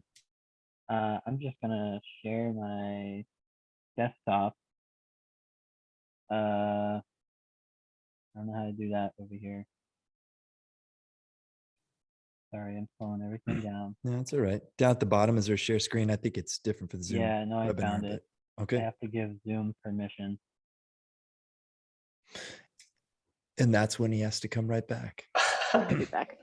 Pro Zoom, tip, Zoom. you don't actually have to restart your browser or whatever, your machine or whatever program. Usually Mac doesn't care. It's like, enable this permission and it's like, you have to restart. And you're like, no, it don't. And actually you don't usually. What? Try it out next time. Yeah. I always listen to the warning box. I always do what it try, says. Try it next time. Oh, man. You may find that you don't actually have to restart. It's worth a shot. Wow. All our calls are on Discord, so we're not a Zoom team. So that's quite all right. Hopefully. Oh, you know what? I need to make sure I can let Joseph back when he comes back on. And we might have lost him. There he is. Promotes a panelist. He was trying to get back on. Did it work? Joseph, I think you kicked yourself out. Audio. Oh, You. yeah. You're muted. Well, we can't hear you. That's what I I'm should have sorry. said. Yeah, no, I'm there you sorry are. about that. It's very, very embarrassing. As soon as I You are good. gave it permission, Zoom closed itself. You'd think I know how it works by now, but Oh, you're trying to do something live. Nothing goes according to plan. Yeah. But welcome. All good. Yeah, go ahead. All right. Let's do this. So we are Treasure Chest, and we are building a collectible that lets people save the games of chess that they're most proud of as trading cards. And so an update to this many thousands of years old game, and also building that on Redwood.js in partnership with chess.com. So we love Redwood, and we've been using it for a long time. I'm Joseph. My co-founder Patrick is here as well, and we're really excited to kind of unveil this a little bit more. All right. So we started the first version, which is called Nifty Chess, just over a year ago at East Denver 2021, and we won this hackathon. We went to a cabin in the woods in Virginia, and Redwood really let us build something really good and impactful and usable that we could ship in just 3 days. And that exact same code and that exact same stack is, now in production for our startup. So I don't think there's any other framework that exists where you can just generate code that will help you ship something over the course of a weekend, but is also the high enough quality to be able to use in production in a real startup. So because of that, we use Redwood every day.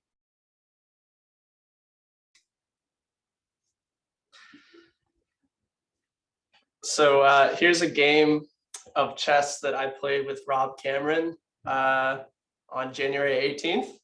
And what we've done here is this is the treasures page. So when you want to turn a game into a collectible, you can mint it as a treasure. So here we're seeing the treasure that we played together. And I just think this is great because this brings back like a lot of memories. I remember the game, I remember where I was playing, And I remember the conversations that we were having when we were playing. And yeah, so you can see like the names of the players and then their scores. And then we got to name the card. So I named it, the title is Redwood Rules. And then at the bottom, as Joseph was saying, the addition that we did here is add these achievements. And we won't go like too much into that, but yeah, this is the app. And then there's another page that shows you a bunch of treasures. You can see all the ones that people have minted. Yeah, so all the games are saved here as NFTs. There's a marketplace where you can sell it, and we've really created a way for chess streamers who have really huge audiences, really a new way for them to monetize it, monetize their audience, make more money, and the first way to ever make money on a game of chess that you've already played. And where we're kind of different from any other NFT or crypto apps that have come before is you can log in with your chess.com account. So you don't need to bring a wallet. You don't need to know anything about crypto to participate, and you don't even have to buy any crypto to use it. So we have just log in with your existing chess.com account. And of course, that doesn't work inside a slideshow, but you can log in with OAuth, and Redwood really makes that possible. So we give everybody an Ethereum address when they log in with OAuth. And we have, let's see, what else? Our marketplace, where instead of having people, us selling things for as much money as possible, this is a way for people to earn and have streamers, I talked about that, be able to monetize their audience, but anyone can come in here and create a card that they're most proud of for free, and then sell it in the marketplace and create more collections of the things that they think are cool. Patrick, anything else you want to talk about the app in here specifically? Yeah, let's get into the stack. Stack? All right. Yeah. So there's a document that has this presentation and a bunch of more resources, but I'll just go quickly. So web styling, we're using Tailwind. We got the pre-rendered default going. Our router is the default. GraphQL is the default. Then we start to do a little bit of customization. So for logins, we're using an extended version of the dbAuth. So dbAuth is like the default Redwood authentication. And what we've done is we've taken the meat of it, which is the tokens and exchange between the front end and the back end to keep everything nice and secure. And instead of using an email and password, we're actually going and allowing people to do OAuth with chess.com. And if they complete that successfully, then we grant them their session tokens. And so we've done a lot of like OAuth stuff, even beyond that, not just for authentication, but for like connecting their Twitch account and stuff like that. And I'll get into that in the next slide. And then after that, we got DevOps. We have tons of GitHub Actions. I'm always running out of my free minutes and having to up my spending limit all the time, which is fun. Every single branch gets a preview deployment on Vercel, which means that when I'm reviewing someone's code, all I got to do is click a link and I can see what they built, which is super nice. And then for production, we're building Docker containers in GitHub Actions and then pushing them to Google Cloud Provider. And then we have Kubernetes that's managing all that. And luckily, we have a lot of help from chess.com with that side. So I just get to make the containers, and then I kind of hand them off to their infrastructure, which is very nice to be able to get to use like a huge company's DevOps deployment platform. Let's go to the next slide. So all of the things that we've created, basically every single major piece of our stack has been open sourced, and I've either written a forum post in the community forum, or I published a repo or like a cookbook or something about it.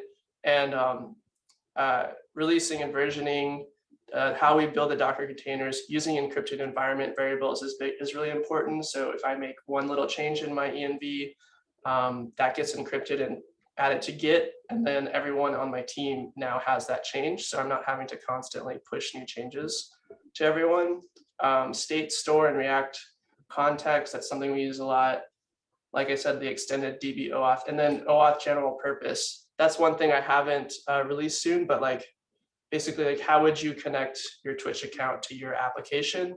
So I have like a boilerplate code that I'll be publishing that soon. And then because our app is so visual, we have headless rendering. So all the documentation for this is in the README for this repo, which I think there's a link for at the end. And the community has been so helpful, like making all this stuff, that I just like feel like I want to give back. And so every time I build something new and I'm like, oh, this could be useful, I immediately publish it and don't spend time working on the app, even though I should be, and instead write a little post about what I just made. So thank you everybody who has been helpful in the Discord and the forums. It's been amazing. Yeah, I would add to that. Our stack is really for onboarding users is really powerful, where we're paying for all the transaction fees for all of our users. It's very scalable. They log in with Web2, direct fiat on ramp. Basically everything that you hate about crypto, we've been able to solve by building this really amazing stack with Redwood. And where we start with this chess app and working with chess.com and their 15 million monthly users, we are able to build a really vanilla version of login with OAuth and be able to save the state and save an Ethereum address from that. So Redwood has really enabled us to do a lot of very cool things like that. And we expect more of that in the future, you know? So yeah, treasure chest built on Redwood, enabling saving your favorite games of chess forever, and monetization for chess streamers audiences, and also the cleanest onboarding to Web3 that anyone has really had. So we are hiring front-end developers. If anyone here is thinking about joining some kind of Redwood organization or getting more involved, or you already are, but you want to see what cool things people are building on Redwood, come talk to us. We'd love to chat, even if it's not necessarily about a job with us. And I just posted this link and a link to join Treasure Chest as a beta tester in the chat. So check that out. And yeah, thank you so much for having us on today. It was awesome. Gentlemen, well done. I know I have a lot of questions, but I'm really excited about this, and I've gotten to watch the evolution of it for a long time now, and it's really amazing. UI looks great. Let's play some chess soon, okay? Yeah. Did you have any question that you wanted to ask now, David, or? Yes, only because I want to keep rolling. Do you know about the jobs board? I was going to ask about that. There's a new jobs board. We're going to post on the jobs board. But stick around in the chat if you can, because I think there's some questions that come there. And thank you for making NFTs and crypto look cool. Yeah, and not suck or be exploitive. Yeah, I love it. Thank you, gentlemen. Thank you.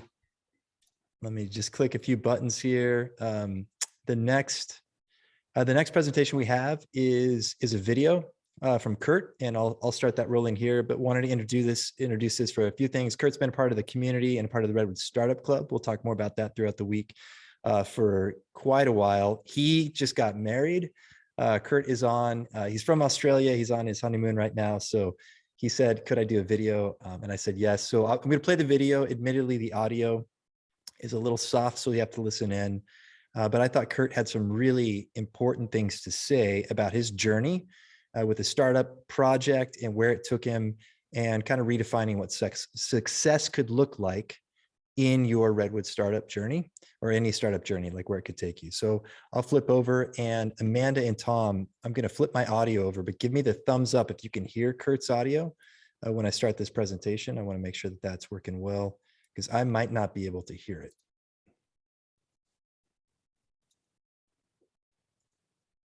And one more click.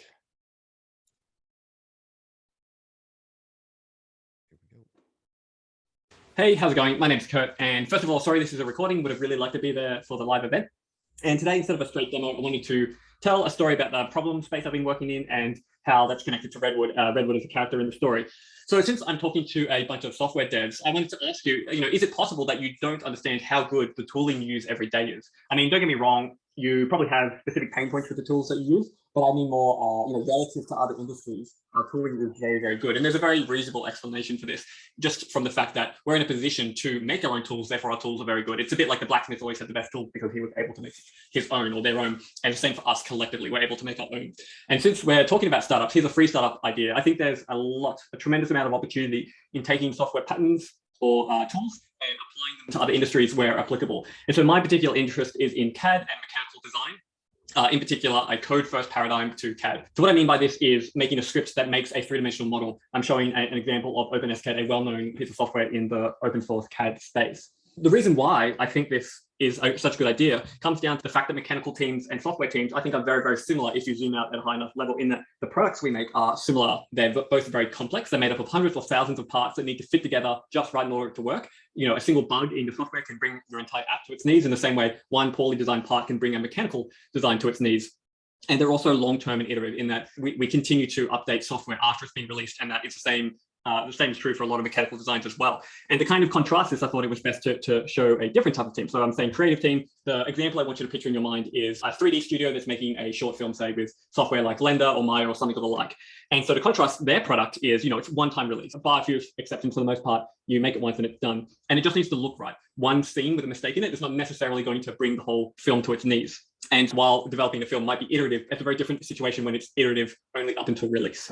Okay, so I've left question marks for the tools I use. So let's look at software tools. So, I mean, you're all familiar with it. It's going to be code with friends being Git or CI/CD pipelines, things of that nature. But some of the things I wanted to highlight, the fact that when you're developing with code, you actually have a semantic description of what your app does. This is a spectrum, of course. It's going to depend on how well the code's written, how well it's architectured, but you can dive down into it, and someone from the outside can come in and come to understand how the app works. But our tooling also focuses on long-term productivity. You've got this highly complex beast of an app, and you can continue to work on it and not break it in prod 10 years later by still iterating on it because of Git and pull requests and tests. And that's the other thing, is we very heavily rely on verification each iteration through pipelines with CI/CD and things like that. And that ties into the flexible nature of our pipelines. Each person, each company's app is its own unique beast, and that team will set up those pipelines to suit them best. You can set it up how you like, very, very flexible. Okay, so let's compare that to the tools of these creative teams. Well, they're black box. You can't dig into what makes up the product that you're making because it's just made up from a series of clicks in a GUI for the most part, especially when we're talking about, the example of, a 3D film made in Blender. And I mean, that's fine because of the fact that, these tools are focused on short-term productivity, which suits something that's aimed for release. Okay, so what kind of tools do mechanical teams use? And here is the problem I'm trying to highlight. They use the same tools as creative teams. I don't mean the exact same tools, but I mean the same paradigm of tools. Their products are made from a series of clicks, and that makes it black box, and that means that you can be very productive at the start, but then things start to slow down when you inevitably have to start iterating things over the long term. And so, I would say, because you're trying to produce something that's very, very complex, a solution to this already exists, that is shifting to a code-first paradigm, shifting to our tooling. So it's a big shift for sure. I mean, it's a completely new paradigm, but I think the gains that can be done. And so to put this in perspective, there's so much rework that happens in these teams. Like, for example, a stress engineer simulations on parts. When the part changes, even only slightly, they probably have to step through those steps again because of the fact that everything's done through a GUI. There's limitations to what kind of pipelines you can set up. They're very rigid. Okay, so hopefully that introduces the problem space a little bit. I kind of got into the weeds a little bit, but hopefully, you got the idea that there are big wins to be had by moving to a code-first paradigm. I am by no means the only one working on this problem. In fact, I've got a GitHub repo highlighting, more than 16 open source CodeCAD software projects. And that's actually the origin of my Redwood project, CADHub. So CADHub is a community platform for CodeCAD models. So think of it as a cross between Thingiverse and CodePen, in that it's there for uploading 3D assets publicly, but you don't upload any assets directly. Instead, you add the code that generates the 3D asset. So this kind of makes remixing or sharing to the next level, because it's all code design, very easy to modify things. And the reason I decided to make a start on this project is for a couple of things. I mean, for one thing, I thought that starting a project based around my interests had no downsides. I mean, the worst case is I learn a lot in the process, but also by building in public and making it open source, it means that it's more likely to get attention just from it being open source, or it's there's always a chance it could lead somewhere else. And given the fact that there are a lot of open source code CAD tools, like the 16 I mentioned before, I didn't want to further fragmentation by working on my own, even though that was like heavily where my interests were. So I thought instead by working on unifying the community with a community CAD platform, it was very pragmatic as well as suiting my web dev skill set. So I built it on Redwood, and it's been an absolute delight. For me, the sort of two biggest benefits I've really noticed by using Redwood is, one, saving me all of the frustration from getting tools to work together and debugging it. When you're starting a project yourself or even a small team, there are so many decisions to be made. And having a big chunk of the technical parts of that being all kind of worked out for you, so you can think about the more important, bigger picture parts of your tech stack, is just, it's awesome. And the other part is the Redwood community. So, the Redwood community has given me help, technical help, yes, absolutely. But I'm so grateful for some of the softer, non-technical bits of advice I've got from people in the community as well. And, when you're trying to assess and decide on a framework to use, community, I don't think is normally a deciding factor for most people, but, maybe it should be, because I really have got a lot of value out of it. And speaking of community, that's also one of the best things, or the best thing that's come out of CAD Hub for me is all the people I've met. So we have a Discord full of awesome people who all care about this area. So, making a bunch of friends with common interests is really, really great. But I've also been able to talk to a number of folks at different companies who are either in the CAD or manufacturing space, which has been really, really great for me. So most recently, I've been talking to a startup called KidCAD, and I'm thrilled to be joining their team. In fact, I'll be starting this week when as Redwood goes live with V1. So KidCAD shares the same vision of shifting the paradigm of mechanical CAD to a code-first paradigm. And so, but they're also building the CAD engine from the ground up for modern hardware. And so the obvious thing for me is, it's going to be absolutely awesome to go full time on my passion. But even the team alone is enough to get me excited. Got some real sort of heavyweights, some real industry heavyweights on the team. So I guess that kind of like covers all the series of events. And so I guess like the last thing I want to say is, if you're in the same position I was a little while ago, where you've got a project in mind, but you haven't made a start, I just say, take that first step. There's literally there's no downsides, I don't think. And Redwood is a great choice. Last thing is, if you want to reach out to me, that's my Twitter handle. My DM's open. You want to talk about anything that I've talked about here, CAD, CodeCAD, CAD Hub, KittyCAD, anything, that's fine. CAD Hub is an open source project, so if you want to contribute to it, awesome, that'd be great. And KittyCAD is hiring as well, so join the team, that'd be awesome. At the moment, we've got a graphics position, a graphics engineer, and a systems engineer position. So yeah, do apply. That's it for me. Thanks for your time. I wish I could talk that fast. You may have. That's you impressive. May have sped that up a little bit. I see. What I love, thank you. We've got some the next panelists coming up.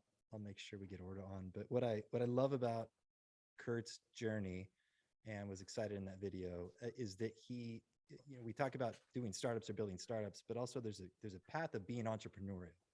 And I love that his journey of being an entrepreneur, like, didn't necessarily. I mean, CAD Hub is great, and there's lots ahead for CAD Hub, but right, it's the thing that's taking him to the next thing. And also we've got an insider to get them to use Redwood as next venture. So, right, that's my whole goal there. But really fun. Did the audio come through okay? Yeah, it was great, but you're really quiet now, David. Can you do whatever really you did quiet? last time? Yes. Increase your volume. It should be coming through. I think it's just when I switch back and forth.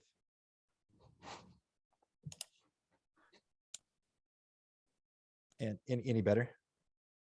Maybe a little bit better. Yes, definitely better. Great. Let's make sure we get Orda up here, and we'll start off the next panel. Orda, I think I see you. That must not work the first time. Well, thank you. All right. Thank you all for joining. So this next panel, we have 4 founders that are going to be talking about, well, the goals we presented to them of this whole showcase was we wanted to show people not only what you could build, but we wanted to inspire people to get started. So the vision of Redwood is to enable more startups to explore more territory more quickly. So having a startup showcase is, yes, about Redwood and what can be built with Redwood, but it's also about how do you do this startup thing. So this panel conversation we want to have is really, we wanted to tell stories about how to get started with your startup. And I'll let everyone introduce themselves first, and then we have a couple of questions we'll go around. But Aaron, you're first on my list here. If you would introduce yourself, and I think it's the wee hours of the morning for you. Yeah, it's 3:51 a.m. right now, so excuse my tiredness, but I'm pretty excited nonetheless. But yeah, good day everyone. Aaron. You might better tell maybe from my accent, but I'm actually in Australia. I come from a company called BuildPath, so we're a construction tech company based in Melbourne. We run a relatively small team. We're still growing, about 6 to 8 developers. Sorry, the team size is about 6 to 8 with a few developers in that mix. We use Redwood as well. What we do is actually an all-in-one solution for construction. The construction industry, at least in Australia, was quite antiquated. It's very like old school technologies, a lot of paper. So we're kind of bringing the digital revolution into that area as well. So we've just locked away, or last year locked away, a pre-seed round of 1 million Australian dollars, and we're moving into scaling out the team and moving on to a seed round, hopefully this year as well. Thank you, Aaron. And Rachel, if you would go next. Thank you. Pleasure to have you here.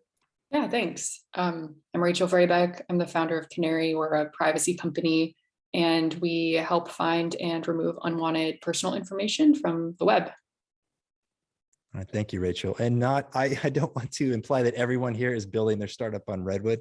We did invite a group, but you should. If you haven't checked it out, we did 1.0 yesterday. It's really great. Tom will tell you about it. But Rachel, thank you for being here. And Vishaka, if you would go.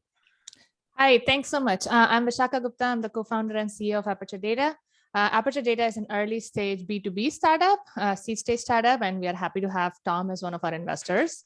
Our product is Aperture DB. It's a database designed for image and video type or visual data, and it's purpose built for data science. And I'm always happy to tell you more offline about it. All right, thank you. And Orda, go ahead.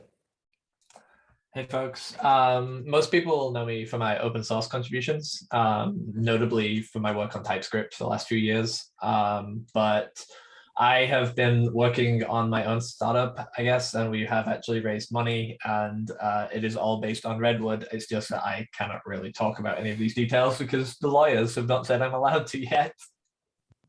I think I call it the stealthy stealth project. So yeah, that's it. Stealth. All right, we will not put you on the spot, but Orda, thank you all for joining. I a little bit putting on the spot of questions. We want to talk about your journeys to get started. If you remember, because startup years are not even, they're like COVID years times 2 even, right? So maybe 20 years ago when you started your startup.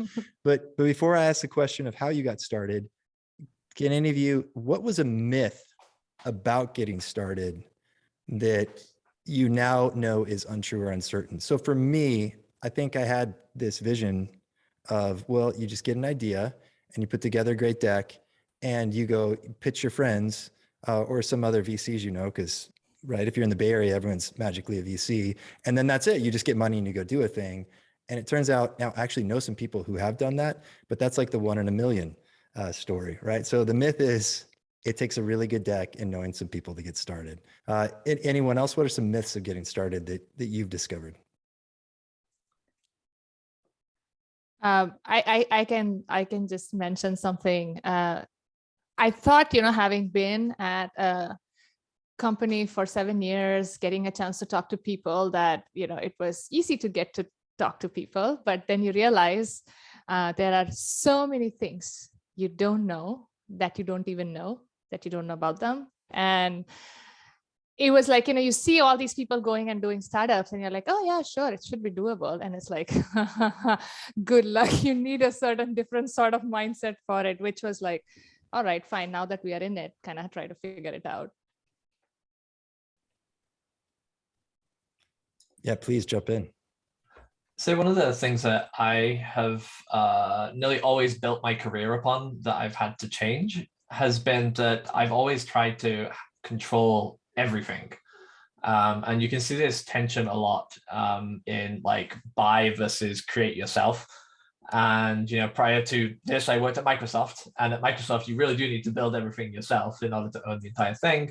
But right now, I just don't have the capabilities to do that. And to keep making those choices about when you should outsource something that is just not relevant is quite a tricky choice. And very often advice can be useful, but it never entirely applies to you individually. And so spending time making every decision gets exhausting, but it's necessary.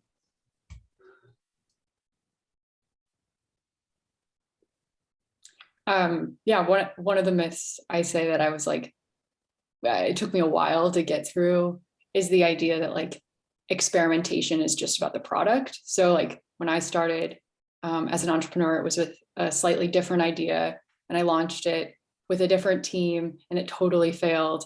And we didn't just have to experiment on the product, we had to experiment with like who we wanted on the team. And so it's like every aspect of the startup needs iteration and experimentation. It's not just like the UI. So that's something that I try to keep in mind as we grow.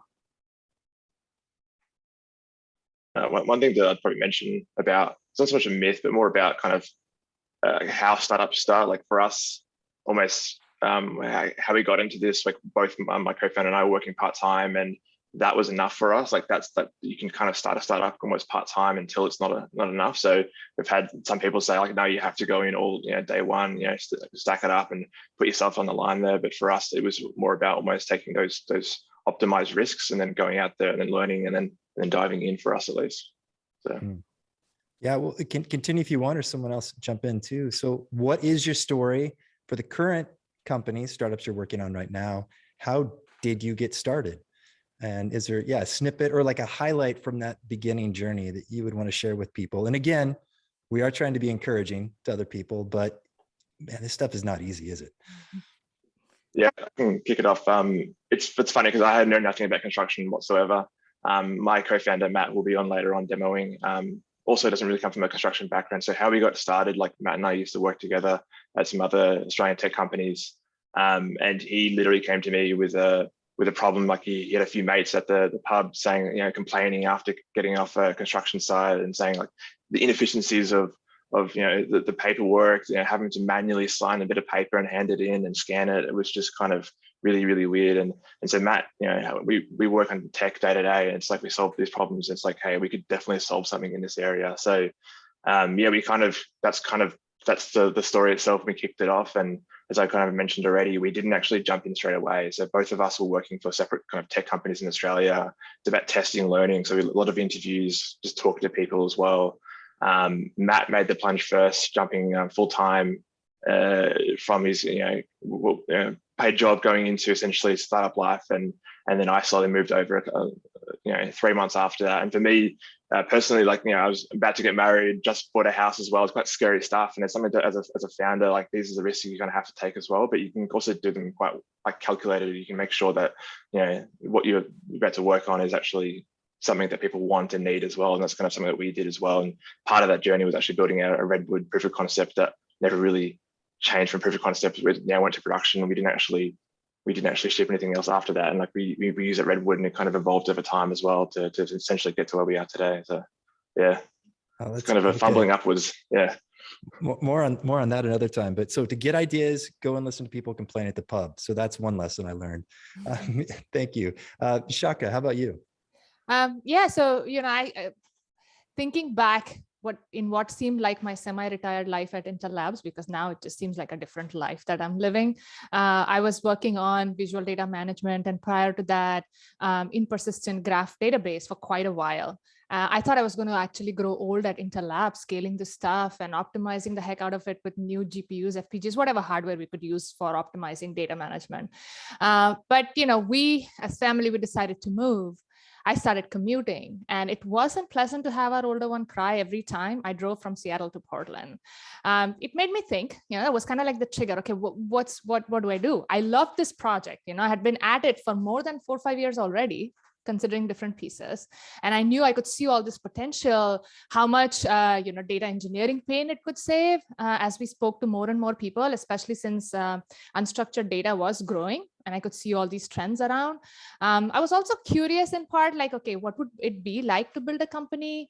The novelty of everything that I hadn't done in addition to technology and talking to customers, which I had avoided all this time, or just like sales marketing, what is all that about? And all that stuff was too much to ignore. So I essentially we talked with my husband, figured out runway, kid management. Well, I was pregnant with the second one at the time. And it was also like, until the kids turn 2, they don't really remember. So if I was missing in action, the second one won't fault me for it. And the older one knew I already loved her. So that was okay. So, in any case, all stars lined up for it. And I went in knowing nothing about how to do startups, but really believing that our product could solve a growing problem. So that's kind of how I got started in just like building from scratch. Like my first thing I did was startup school and venture. There is that venture deals book where they did a course. I didn't. YC Startup School. Yes, Yeah, excellent. and venture deals. There's a book by Brad Feld and someone, and I did their course because I really didn't know what a cap table was. And if I was supposed to go fundraise, I should at least be able to talk the terms and stuff. So it was interesting. There was so much new things to learn. It was really, it's been worth it. Thank you. That's fun to hear. There was a lot going on in your journey. If we could go hang out to the pub, we would hear more, but doing this virtually. Orda, how about you? So I'm going to trade going with the pub with going dog training. Me and my co-founder basically met at a dog training event in Manhattan. And after being in the same room together over the course of like maybe a few months, we eventually talked, and it turned out we both used each other's code. And that he was building games and I played with tons of his, and he'd used tons of my stuff. Like for us, it was this sort of slow relationship that kind of grew to a point where me and the other my co-founder Zach, were very good fit at building types of things that none of us could really build on our own. And together, as the two of us, we managed to find this nice relationship between like both of us are technical, but he spends most of the time doing the biz dev side of these sorts of problems that we work on. And I get to spend most of my day actually programming, which is genuinely kind of a dream. It's like I wake up, I write some code for 8 hours, and then I ideally go to bed eventually. And we're still at this stage where we don't even talk about anything. So everything is entirely hidden, and I sort of rely on people that I know in the industry to just sort of ask them questions about whether they think this is the right answer to particular problems, and then try and give that back in the same way that Pat was talking about earlier about how he does open source with his sort of closed project. I try to do the exact same thing. So I think that's a really good pattern when you're working on something that is closed. Yeah, thank you. I know for the Redwood community, that is so valuable when founders, people building products contribute back. It has amplification effects across the community. So thank you for doing that as well as everyone else. Rachel, how about you? Yeah, I don't want to be the downer of the group, but I do just want to say it is so freaking hard. Like, and having launched Canary out of a failure, I think when I was getting Canary started, I was looking for any way to gain conviction. And I think I was trying to find ways to get that positive feedback that I needed to move forward and make a bigger investment in it. And surprisingly, where I found that was, or maybe unsurprisingly, a lot of founders are doing this now, but like on a Reddit community. So we were thinking about launching on Product Hunt or like something else, but instead we just posted on a privacy subreddit, and we got a lot of really positive responses, which was surprising because the privacy Reddit community can be pretty curmudgeon-y. But that was the first thing we needed to just know that if these people were excited about the idea of an automated agent to help with privacy management, that was like the base we needed. But then we did end up posting on Product Hunt, and it was kind of a flop. So it's really up and downs. But the learning there was like, you just have to find that initial really passionate group.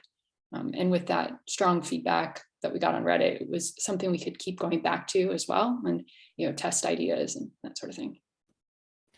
Yeah, thank you, Rachel. I don't think that's a downer. I think that's the right thing to say to this audience. So thank you for saying that. And I will. So the next question I had for you all is, compared to what you expected to be, the important things when you're getting started, so far, what would you want to tell people are the important things to focus on when you're getting started? There's so many things you could, and there's probably so many, especially if you're a first-time founder or early, like preconceptions or expectations you have, but what are the important things you would tell people to focus on getting started? And anyone jump in, but Rachel, if you have one, go ahead. Yeah, I mean, just to reiterate what I just said, I think finding that initial small group of people who deeply care about what you're working on is so important. And as a solo founder, it was like those early users were sort of my co-founders at that point. You know, you have to find that small group of people. And I think the one thing that founders can often get swept up in is the fundraising and incubator, grind, where you're pitching investors too early, or you're applying to accelerators too early, and then you're trying to cater your idea to what you think investors want. And that's really stressful. And I think like it's important to, either do the slow burn and just build what you believe in, and focus on those early users. Yeah, I can go next. I agree with all the things Rachel said. It's so important to like kind of have to segregate different aspects in your mind on why you're doing this. So one of the things I realized was there'll be a lot of moments where like the highs, I feel like the highs are very high and the lows are quite low. And that's why it's so important to align with your, like, in my case, with my family, because, they just like either cheer you up, just pure cheer up, or just so optimistic because they're not in the grind. They're like, oh, this looks so cool. You just need to hear it. And that really helps. So that's why, it's important to be okay on the personal side. And one of my founder friends told me before getting started, just write down somewhere why you are starting, because when the going gets tough, go look at it. It's going to remind you and you'll keep going. And he was so right. And the other things I realized was it's you're constantly selling stuff. You're constantly asking for stuff from people you barely met, and it's okay. And doing stuff like, as a founder, you just pick up all kinds of stuff. You just need to make the company successful, like taxes, accounting, payroll management. They should be abolished. It should just be automatic somehow, but it's not.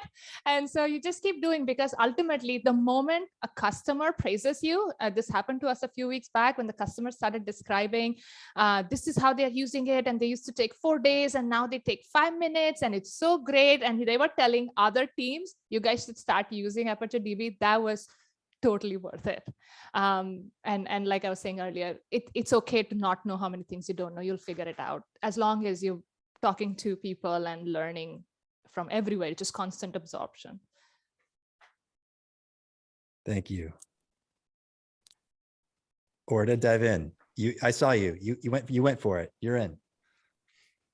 All right, I did. I think one thing that I've been doing that I think more people should do is every week I first of all take a day off, and at the start of that day off I do a YouTube video where I sort of reflect on the things that I have built and the interactions that I've had with some of the other people in the team. And we try to sort of think back as like a diary process that I then post to the rest of the team.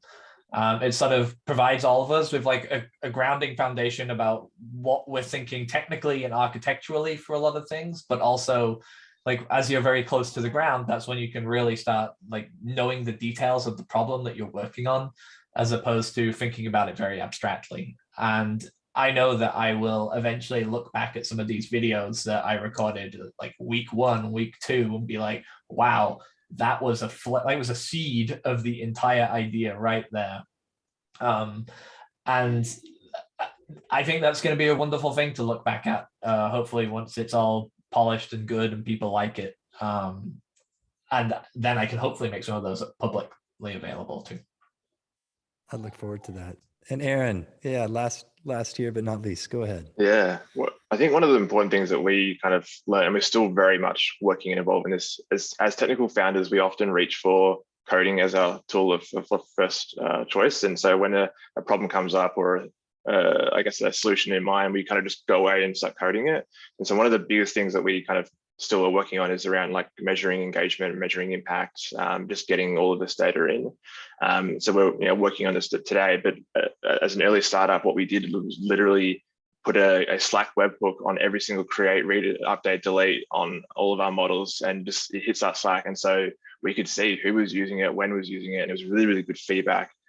This was set up by Matt. It's one of the hackiest things we've done, and it's still there today. That we're pushing through a lot of records, and it's fantastic to kind of see that live transactional data. But for us, like we build a lot, we ship a lot thanks to Redwood, and we need to make sure that's actually deriving impact every single time. Otherwise, it's just tech debt. It's weighing the entire team down. We're going slow as a result. So we have to be quite cutthroat about that, and also work with our customers to make sure we're building the right things as well. So that's been super important for us. Thank you all. I wish we had another hour. This has been gold.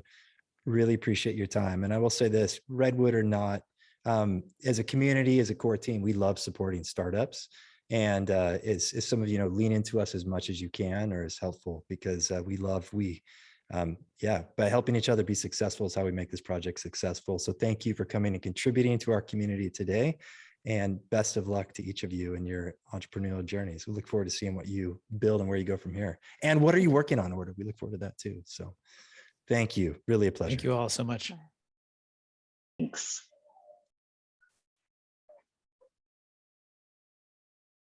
I'm clicking buttons. So I think we're clicking buttons. Next up, we have Zach with Pullflow. Hey, Zach, welcome. Hi, everyone. Let me share my screen. That was a great panel, by the way. Really enjoyed listening to that. All right.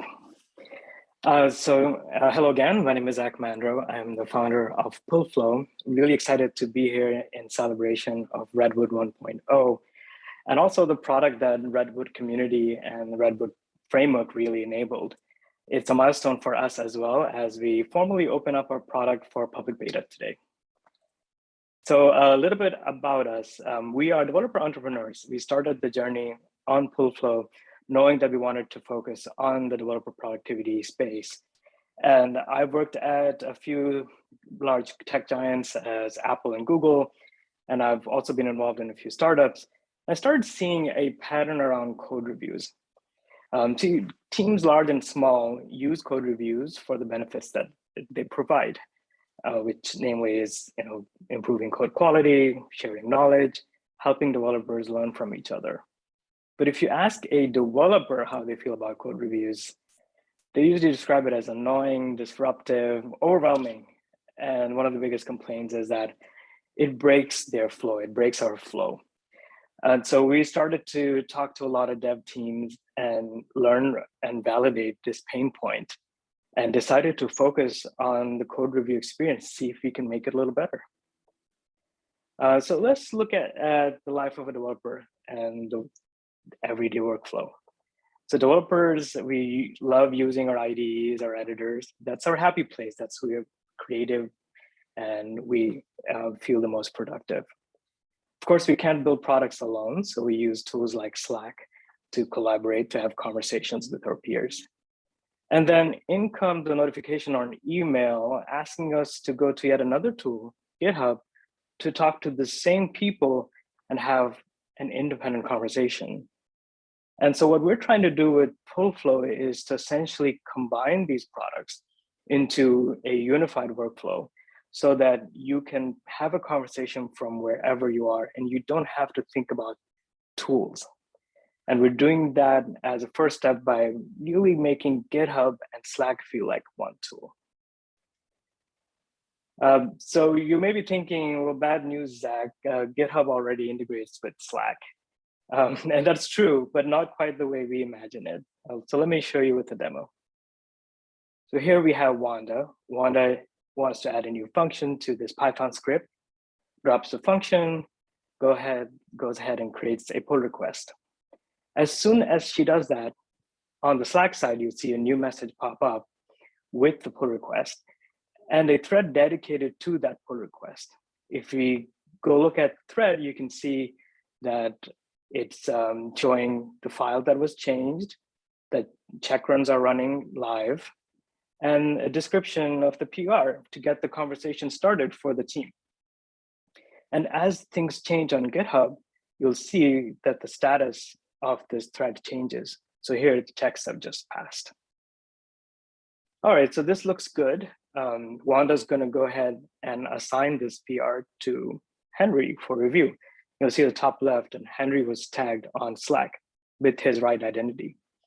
While Wanda's in GitHub, she can go ahead and drop a comment here, which shows up in Slack. And she can now maybe add another comment in Slack and tag Henry. And you'll notice, pay attention to the top left, you'll notice that Henry's GitHub identity was tagged when this message showed up on the GitHub side. So you never have to worry about what the user's identities are. They just automatically done for you. Okay, let's switch gears and see this from Henry's perspective. So Henry would receive a notification saying there's a PR. Oh, cool, looks like Bert has also jumped in on the fun. Henry's going to say he's going to take care of it, but a little bit later. So he's going to set a reminder for himself to do this in an hour when he's completed his own flow. All right, so exactly 1 hour later, Henry jumps into VS Code, has a quick look at this new function. There might be a small issue here where, what if the nums is empty? So drops a comment saying, maybe make a quick small code fix right here. Of course, the status of the PR changes now to changes requested with the link to the review, as well as the link to the specific file for Wanda or anyone else to really jump in. And you'll notice that we use reactions and icons on the left to give you sort of a quick, at a glance, review of everything that's going on within your repositories and channel. So it almost works like a dashboard of your PRs. All right, so now we have Wanda coming back, and you can see as the PR evolves through additional commits, checks passing, review approved, merged, all of that is synchronized and shows up on Slack very nicely. And if we jump to GitHub, we can see that in the PR, you have the full context and history of everything that happened. And Wanda noticed a small typo, and she's going to go ahead and fix it on the GitHub side. Maybe go back to Slack and add a whole bunch of more emojis. And let's see, we can do a bunch of to-dos for what's next. Actually, let's just do party right now. And now Henry wants to jump in with a fun little GIF. And of course, media shows up on both sides as well. So that is PullFlow in a nutshell.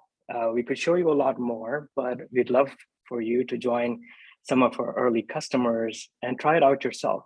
As I mentioned, it's open for beta, and you can try it out on pullflow.com. What you may also notice that there's a bunch of logos here that are from the Redwood community, including Redwood themselves, which is a big part of our story. Our product was not only built on PullFlow, but some of our early customers who helped define the product, many of them really came from the Redwood community. So thank you, Redwood, and thanks everyone for having a look at our product. That was outstanding. If I could be the first to say that, that was so cool.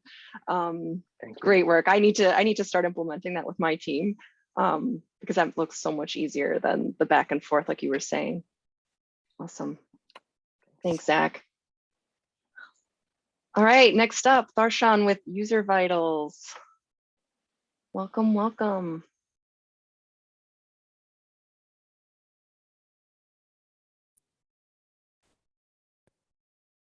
There you are. Oh, you're on mute.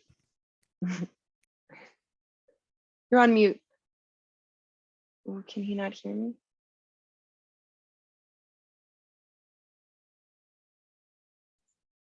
Uh-oh. I don't think he knows. Yes, oh, I just there you go. Yes, I just got to unmute. Hi, everyone. My name is Darshan, founder of User Vitals here. Hope everything's coming through. That was a great presentation by Zach. I don't have anything quite that smooth and amazing, but I'm going to try and run through this. So yeah, User Vitals, I started this is my second product. I started this initially because I previously worked on a product called Scrum Genius. And just through its success and through iterating and developing on it, I kind of learned a lot about product management, taking customer feedback, trying to act on it, and kind of the just the inefficiencies that come with that when trying to use support tools like Helpflow, Help Scout, or like Intercom, things like that, and trying to follow up with customers and making sure that they're actually heard, and making sure that they're actually involved in that product process and they feel like their voice is heard. So User Vitals is a collection of like a lot of those opinions and sort of best practices that I've collected over time, to bring together like a sort of single all-in-one tool to help with the customer feedback collection process, but also to organize it and sort of prioritize it further as well. So the core concepts of User Vitals is insights and stories. So many other tools out there can try to put a number on customer feedback in terms of like how many votes it has, or, you know, this is how popular it is. But often customer feedback is quite nuanced. People want different things. People are at different stages of like their life cycle, or how much they're paying you, as like how big they are. Customers want different things even from the same feature set. So I always found that a little strange. And for me personally, I wanted to build a tool that always collected, you know, raw customer insights and quotes and use cases, and allowed you to capture that in a very efficient way from any tool. So like any customer support tool you're using, or any community that you're part of with your product. So that's why we have insights. Insights are a collection of you know, customer quotes that are part of a story. And the other thing that was important is that I wanted to make sure that customers are an actual entity that had attributes and sort of custom things that you are able to understand about them, such as like the plan that they're in, maybe their MMR, etc. The other thing that was really important was that I wanted to make sure that I was building a tool that customers can be involved in throughout the whole process. So we have our own roadmap here. Every customer gets this out of the box with a subdomain. So we have, you know, we've taken feedback.uservitalshq.com as like our main one. And then so every customer gets a roadmap. They can kind of view existing feature sets on the roadmap. They can kind of see the change log that the product is kind of posting about new releases.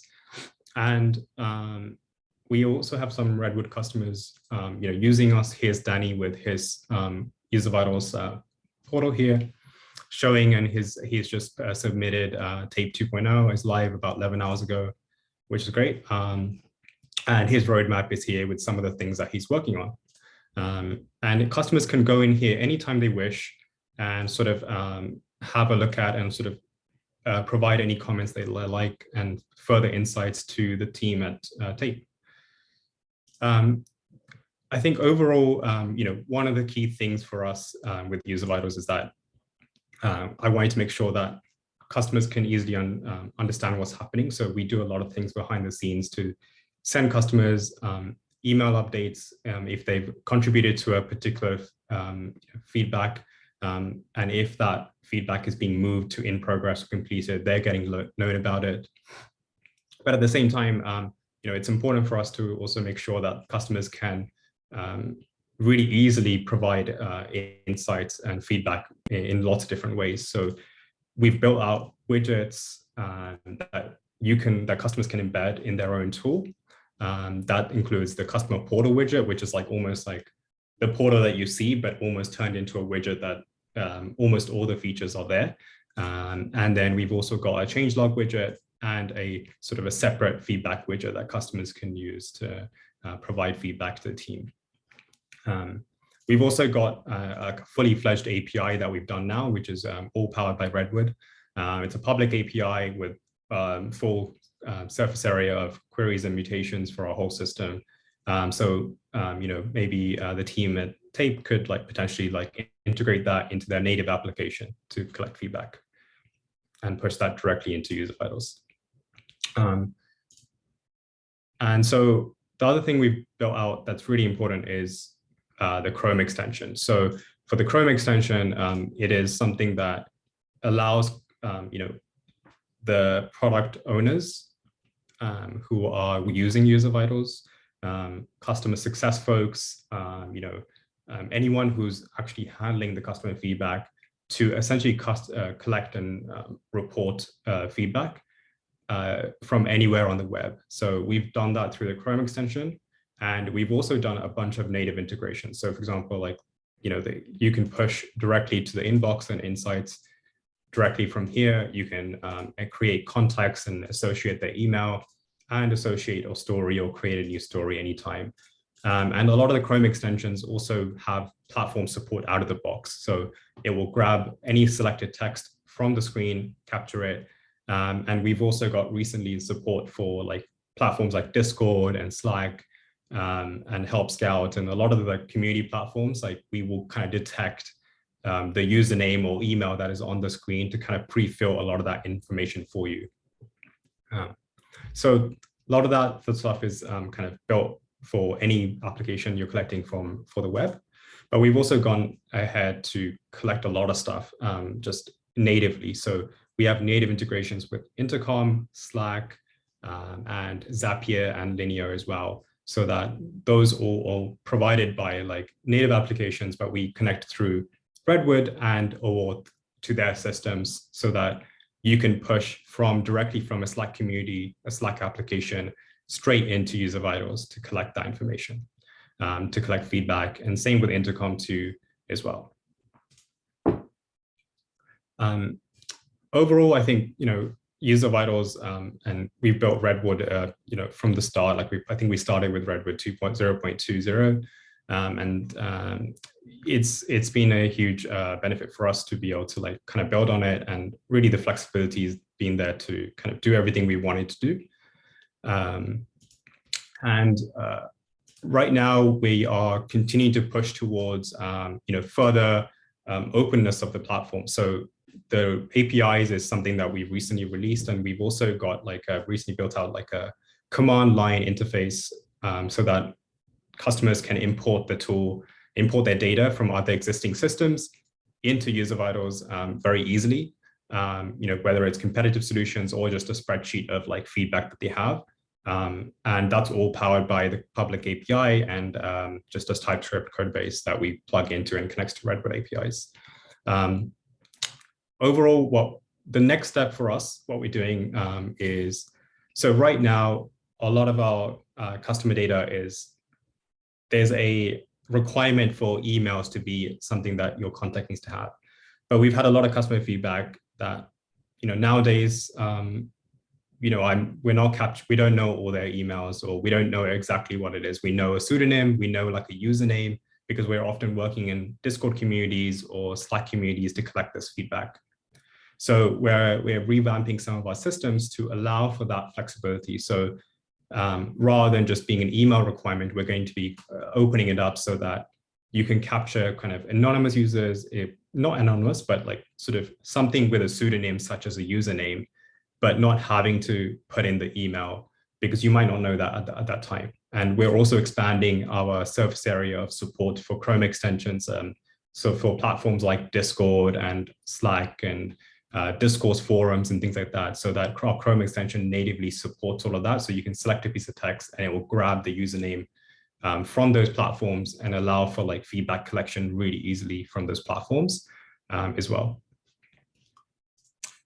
Yeah, and I think that's about it. And I think we're continuing to improve it over time. And we've recently just worked on our YouTube channel. Recently, just been pushing out like user-friendly content in terms of how to use certain core features of our platform. And we've been working on the developer sort of focused documentation as well. So some exciting things coming ahead, and we've got some nice customers who's giving us like regular feedback to kind of improve it as well. Yeah, I think that's about it from me. Amazing. Thank you so much for showing us all User Vitals. Fantastic. I love seeing these demos like a year after I originally saw some of them and just seeing how much progress has been made. This looks fantastic. Agreed, because I remember seeing earlier presentations as well. So it's great to see how far it's come since. Yeah. All right, well, we're coming. Thank you so much. Great, thanks for the opportunity to present, guys. Cheers. Bye. All right, so we're coming to the close. We've got two more demos left to go. First up, we have Ryan from CourseLift. Hey, Ryan, thanks for being here. Hey, thank you for having me. Good to be here. So if everyone is ready, I will get situated here with my screen.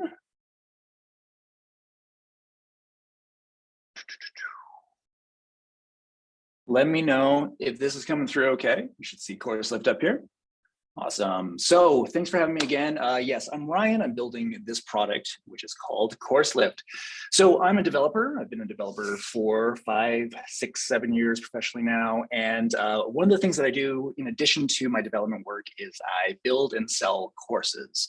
So this is stuff like how to do security properly in a React application. That's one of my big courses. I've done some security stuff in the Angular world before, and I've been recently teaching on Prisma specifically. And I've used kind of these pieces of software that are available out in the market, things like Podia. I started on Udemy, for example, when I first got my start. I've used some of these other ones, and I found some gaps in what they offer. So that's one reason that I wanted to start my own course hosting platform. But a big reason I wanted to also start my own is because the offerings that are out there don't really offer a whole lot in terms of how to show you how to get good sales. So you might have a great course, you might have a good idea for a course, you spend all sorts of time recording it, putting it together, only to launch it and not receive, much, if anything, in way of sales. And I think that's a problem that can be solved. I think that's a problem that can be basically eradicated if you have the right knowledge ahead of time. There's a whole kind of process that you have to follow to make sure you're set up well for a good course launch. And that's that in particular is the reason that I wanted to build CourseLift. So CourseLift kind of broadly, it's a course hosting platform. It does all of the things you might expect a course hosting platform to do, all of kind of the table stakes things, but it also brings in guided strategy for how to set yourself up for a good launch when it comes time for launch day. So right now it's kind of like in the middle of being built. So you're going to see a little bit of what's already here today with CourseLift, but also I'll let you in on a bit more of the vision for what it's going to look like by the time it's ready for a proper V1.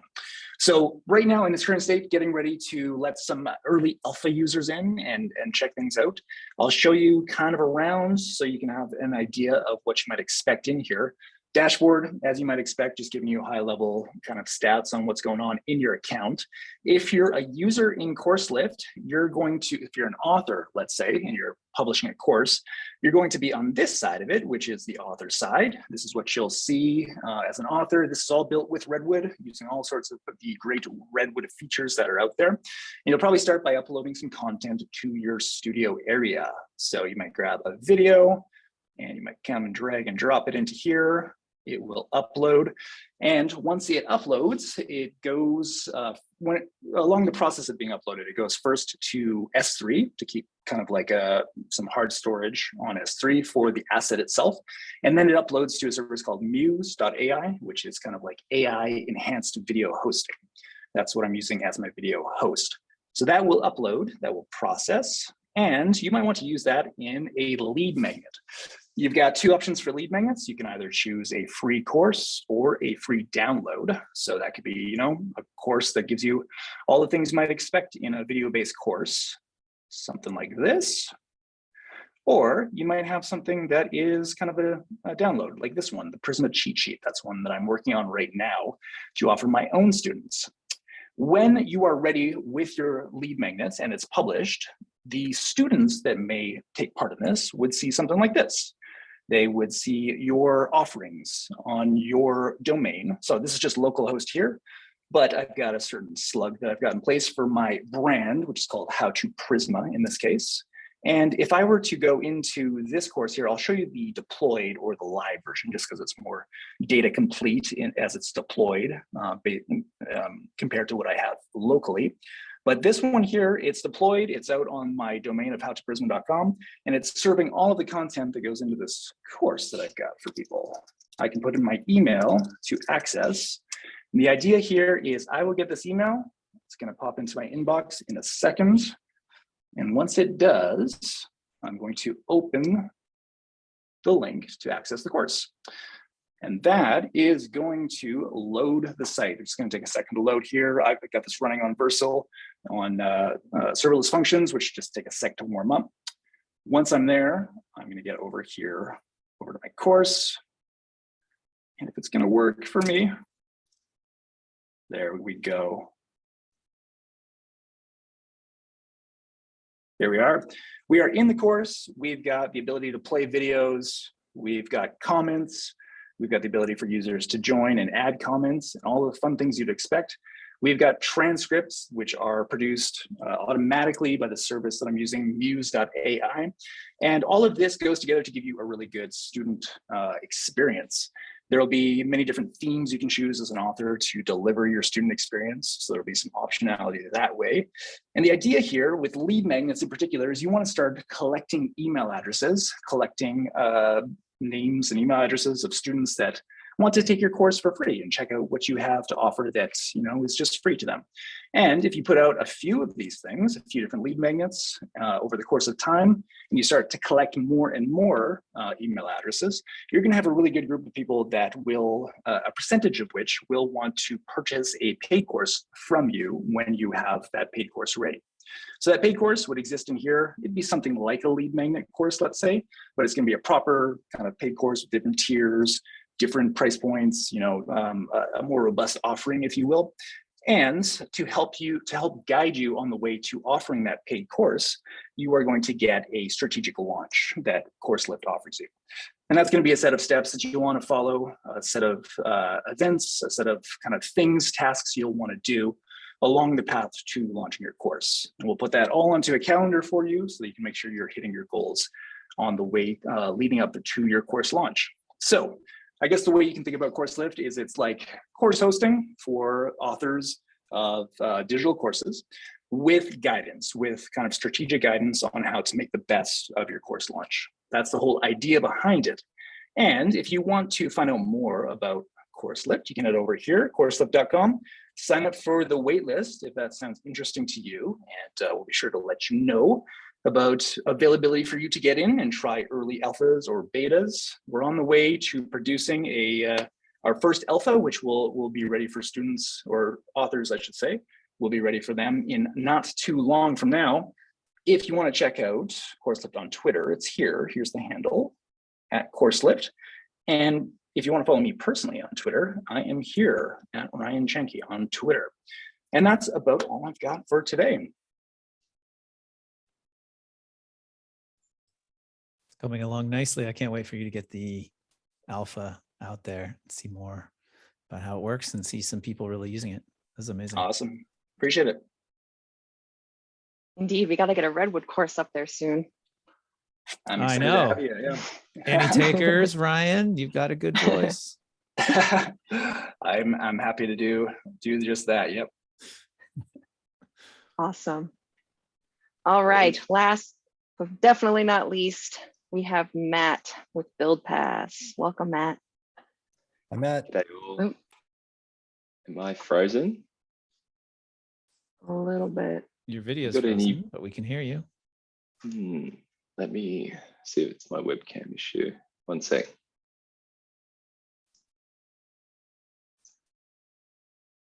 Looks like an issue with my webcam. I'll just have to use my computer Oh, here. it's So working sorry out. about this. Sorry about the side-on view. Yeah, welcome. I'm Matt for BuildPass. Aaron talked a little bit about BuildPass. Well done to everyone who's stayed on this late. For those who are still on the line, I promise I'll be very quick. So we, BuildPass, we do construction sites, right? What do we actually do though? So we are an all-in-one construction management platform. We do everything from project management, so things like scheduling and communications on site, to health and safety and compliance documentation, all of the things that you need to do to make sure you're running a compliant construction site, and then also quality assurance, so various checklists and ways of managing defects in a construction project. Our vision is to be the global platform of choice for small and medium-sized builders, subcontractors, and workers. So what have we done so far? We launched in about September last year. Now we've got a talented team of 9 people, 30 paying customers, about 5,000 users using our mobile and web apps that we've created, 85K in annual recurring revenue, growing 30% month on month, and we raised $1 million in pre-seed funding last year. So what does the team look like? Mainly engineers and designers. I've also got a few other people in there. We've got a business operations manager, a marketing advisor, and a construction lead as well. So the fun stuff, what does our tech stack look like? Well, of course, we are using Redwood. We are just using it on the API side. For the web platform, we're on Next.js. And then for our mobile apps, we're using React Native. So I will dive into a really quick demo and overview of the code base. It's not going to be a demo as such, and more just an explanation of one of our features. So you'll see here, this is our dashboard of BuildPass. On the left-hand side, there's a huge range of different modules that we've created as customers have given us feedback. So, in safety, various different processes that you can go through for your safety processes, different documents that we have in construction. But the thing that I want to show you, which might be of most interest to people who don't really care about construction, is what we've done with our templating language. So one of the things that's allowed us to move really fast and create heaps of features is coming up with a common templating language that we can use and creating a visual editor for that. So we invested early in making sure that anyone could go and customize the platform because all construction businesses are different.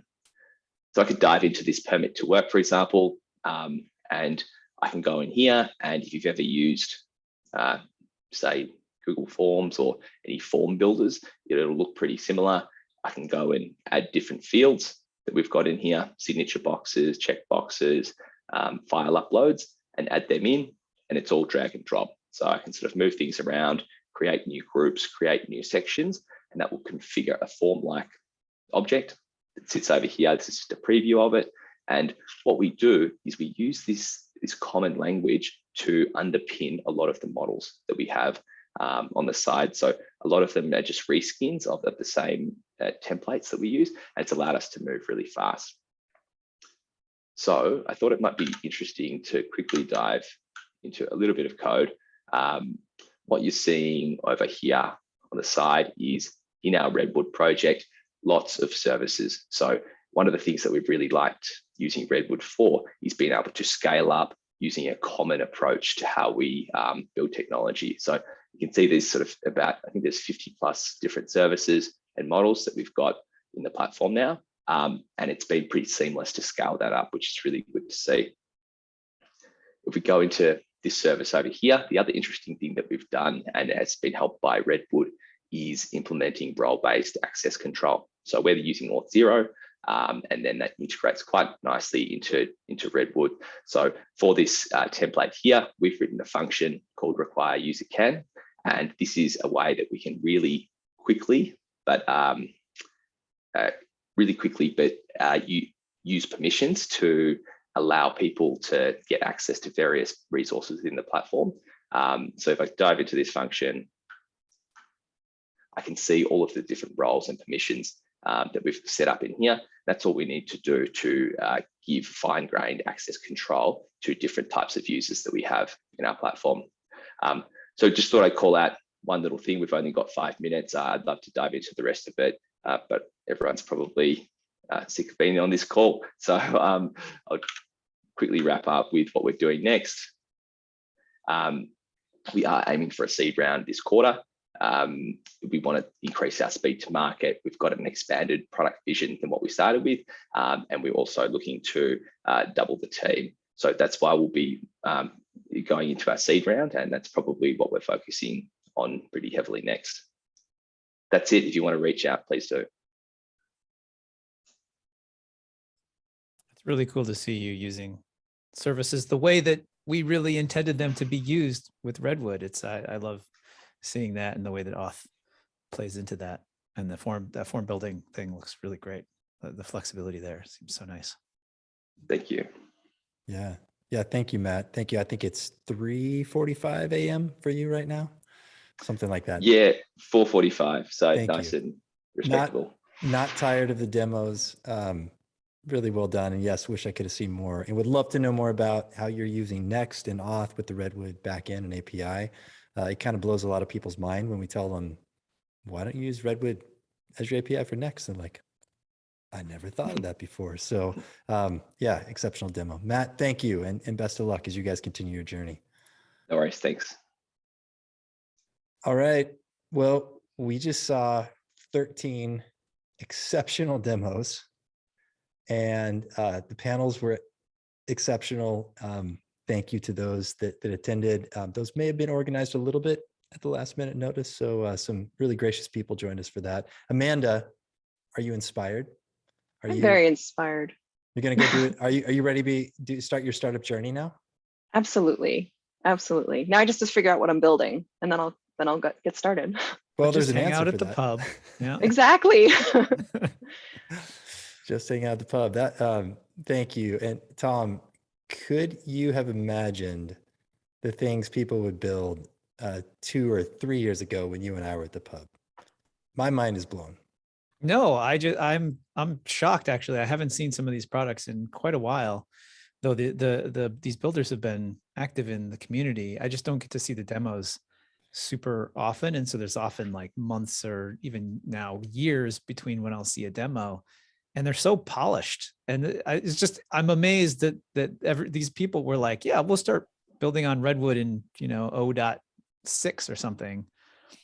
And now we're just hitting Redwood 1.0 and there's like funded, sophisticated startups with teams of 10 or more people. And it's just, it really makes my day. Like, this is really what I was after when I first started thinking about Redwood and what it could unlock and how we could, and now as it's evolved over time, how we can help people on their startup journey, how we can hook them in to VCs, how we can build a community of people that talk to each other about the problems that we all have when we build startups. And I just love that it's working. We have this like kernel of the thing that is now, finally taking off. And it only took, 2 years to get here. So the startup road is long. It is. But if you hang on, this is the thing. This is the thing for me. It's amazing what happens when you just stick to it and you keep building day after day. And it's amazing what you can produce after a year, 2 years of consistent work on a project. It's unbelievable. Every time I see it, it reminds me that day to day, it doesn't feel like much is getting done, but you look back a year ago and it's just tremendous what you can build. Yeah, incredible. So for everyone that presented, I had an ulterior motive in hosting that. And it was simply this. I wanted the Redwood core team and the core contributors to see what people were doing with Redwood, because that is the wind in our sails. And so the gift that you all gave us to come in and give your time and do the demos and show us what you're building, that's why we've put in the last 2 years. And now I'm like, yeah, let's do it. V10, like, let's get there next month. Well, it might take a little time, right? But right? Don't you feel, Amanda, don't you feel that way? Like it's worth it. Absolutely. I was thinking that last night about, like, I came into Redwood when we were at 0.23 and all of the features that have come since then. Like, there was no tutorial 2 at that time. There was no private, there was no set, like all these features that have come out since. It's just amazing. Yeah. I also love that everyone knows what version of Redwood they started, like, engaged with the project with, right? People that did the startups, like Danny, 0.8, when you began, because those are historic milestones. So, well, thank you. And for those that are still here, thank you so much. We'll be posting the recording of this on the Redwood YouTube channel. That will take a little bit to get up and live, but look for that soon. If you subscribe, smash that like button. Wait, is that what they're supposed to do? And hit the bell. And hit the bell. You'll get the notice when the video posts. Then we'll put the little timestamps in there so you can go to each one. And of course, we'll be sharing all these demos with the community and via Twitter ongoing. And Amanda, we have some exciting things happening tomorrow as well. Yes, people we should do. join us then. Yeah, you want to tell us what's happening? Indeed. Absolutely. So tomorrow we're going to be hosting 2 blocks of partner office hours where we've had, I think we have 25. Yes, it says on screen, 25 partner integrations, and we're having a bunch of them come to hang out and answer all your burning questions that you have. So come join us. And don't forget to go do the tutorial because you definitely have to go do that. Definitely do the tutorial or watch Rob's videos of him doing the There you tutorial go. on your behalf. And thank you to everyone who made Redwood 1.0 possible, the more than 300 contributors, the core team that has put in so many hours in making this possible. This truly is the best of open source. When you do open source and you build a community and you do it because you want to help people, like this is what it looks like. And I'm so happy that we've been able to achieve what we have. And it's only because of everyone who's taken the time to contribute in that process. You're here. Amanda, Tom, thank you for taking me up on this adventure to co-host with me for 2.5+ hours. Really fun. More to come. All right, signing off for now. Look for the YouTube video, and we hope to see you tomorrow or in the Redwood forums talking about your experience with the tutorial. Everyone who demoed, thank you. Just blown away. Exceptional work, and look forward to see what you do next. Bye now. Bye.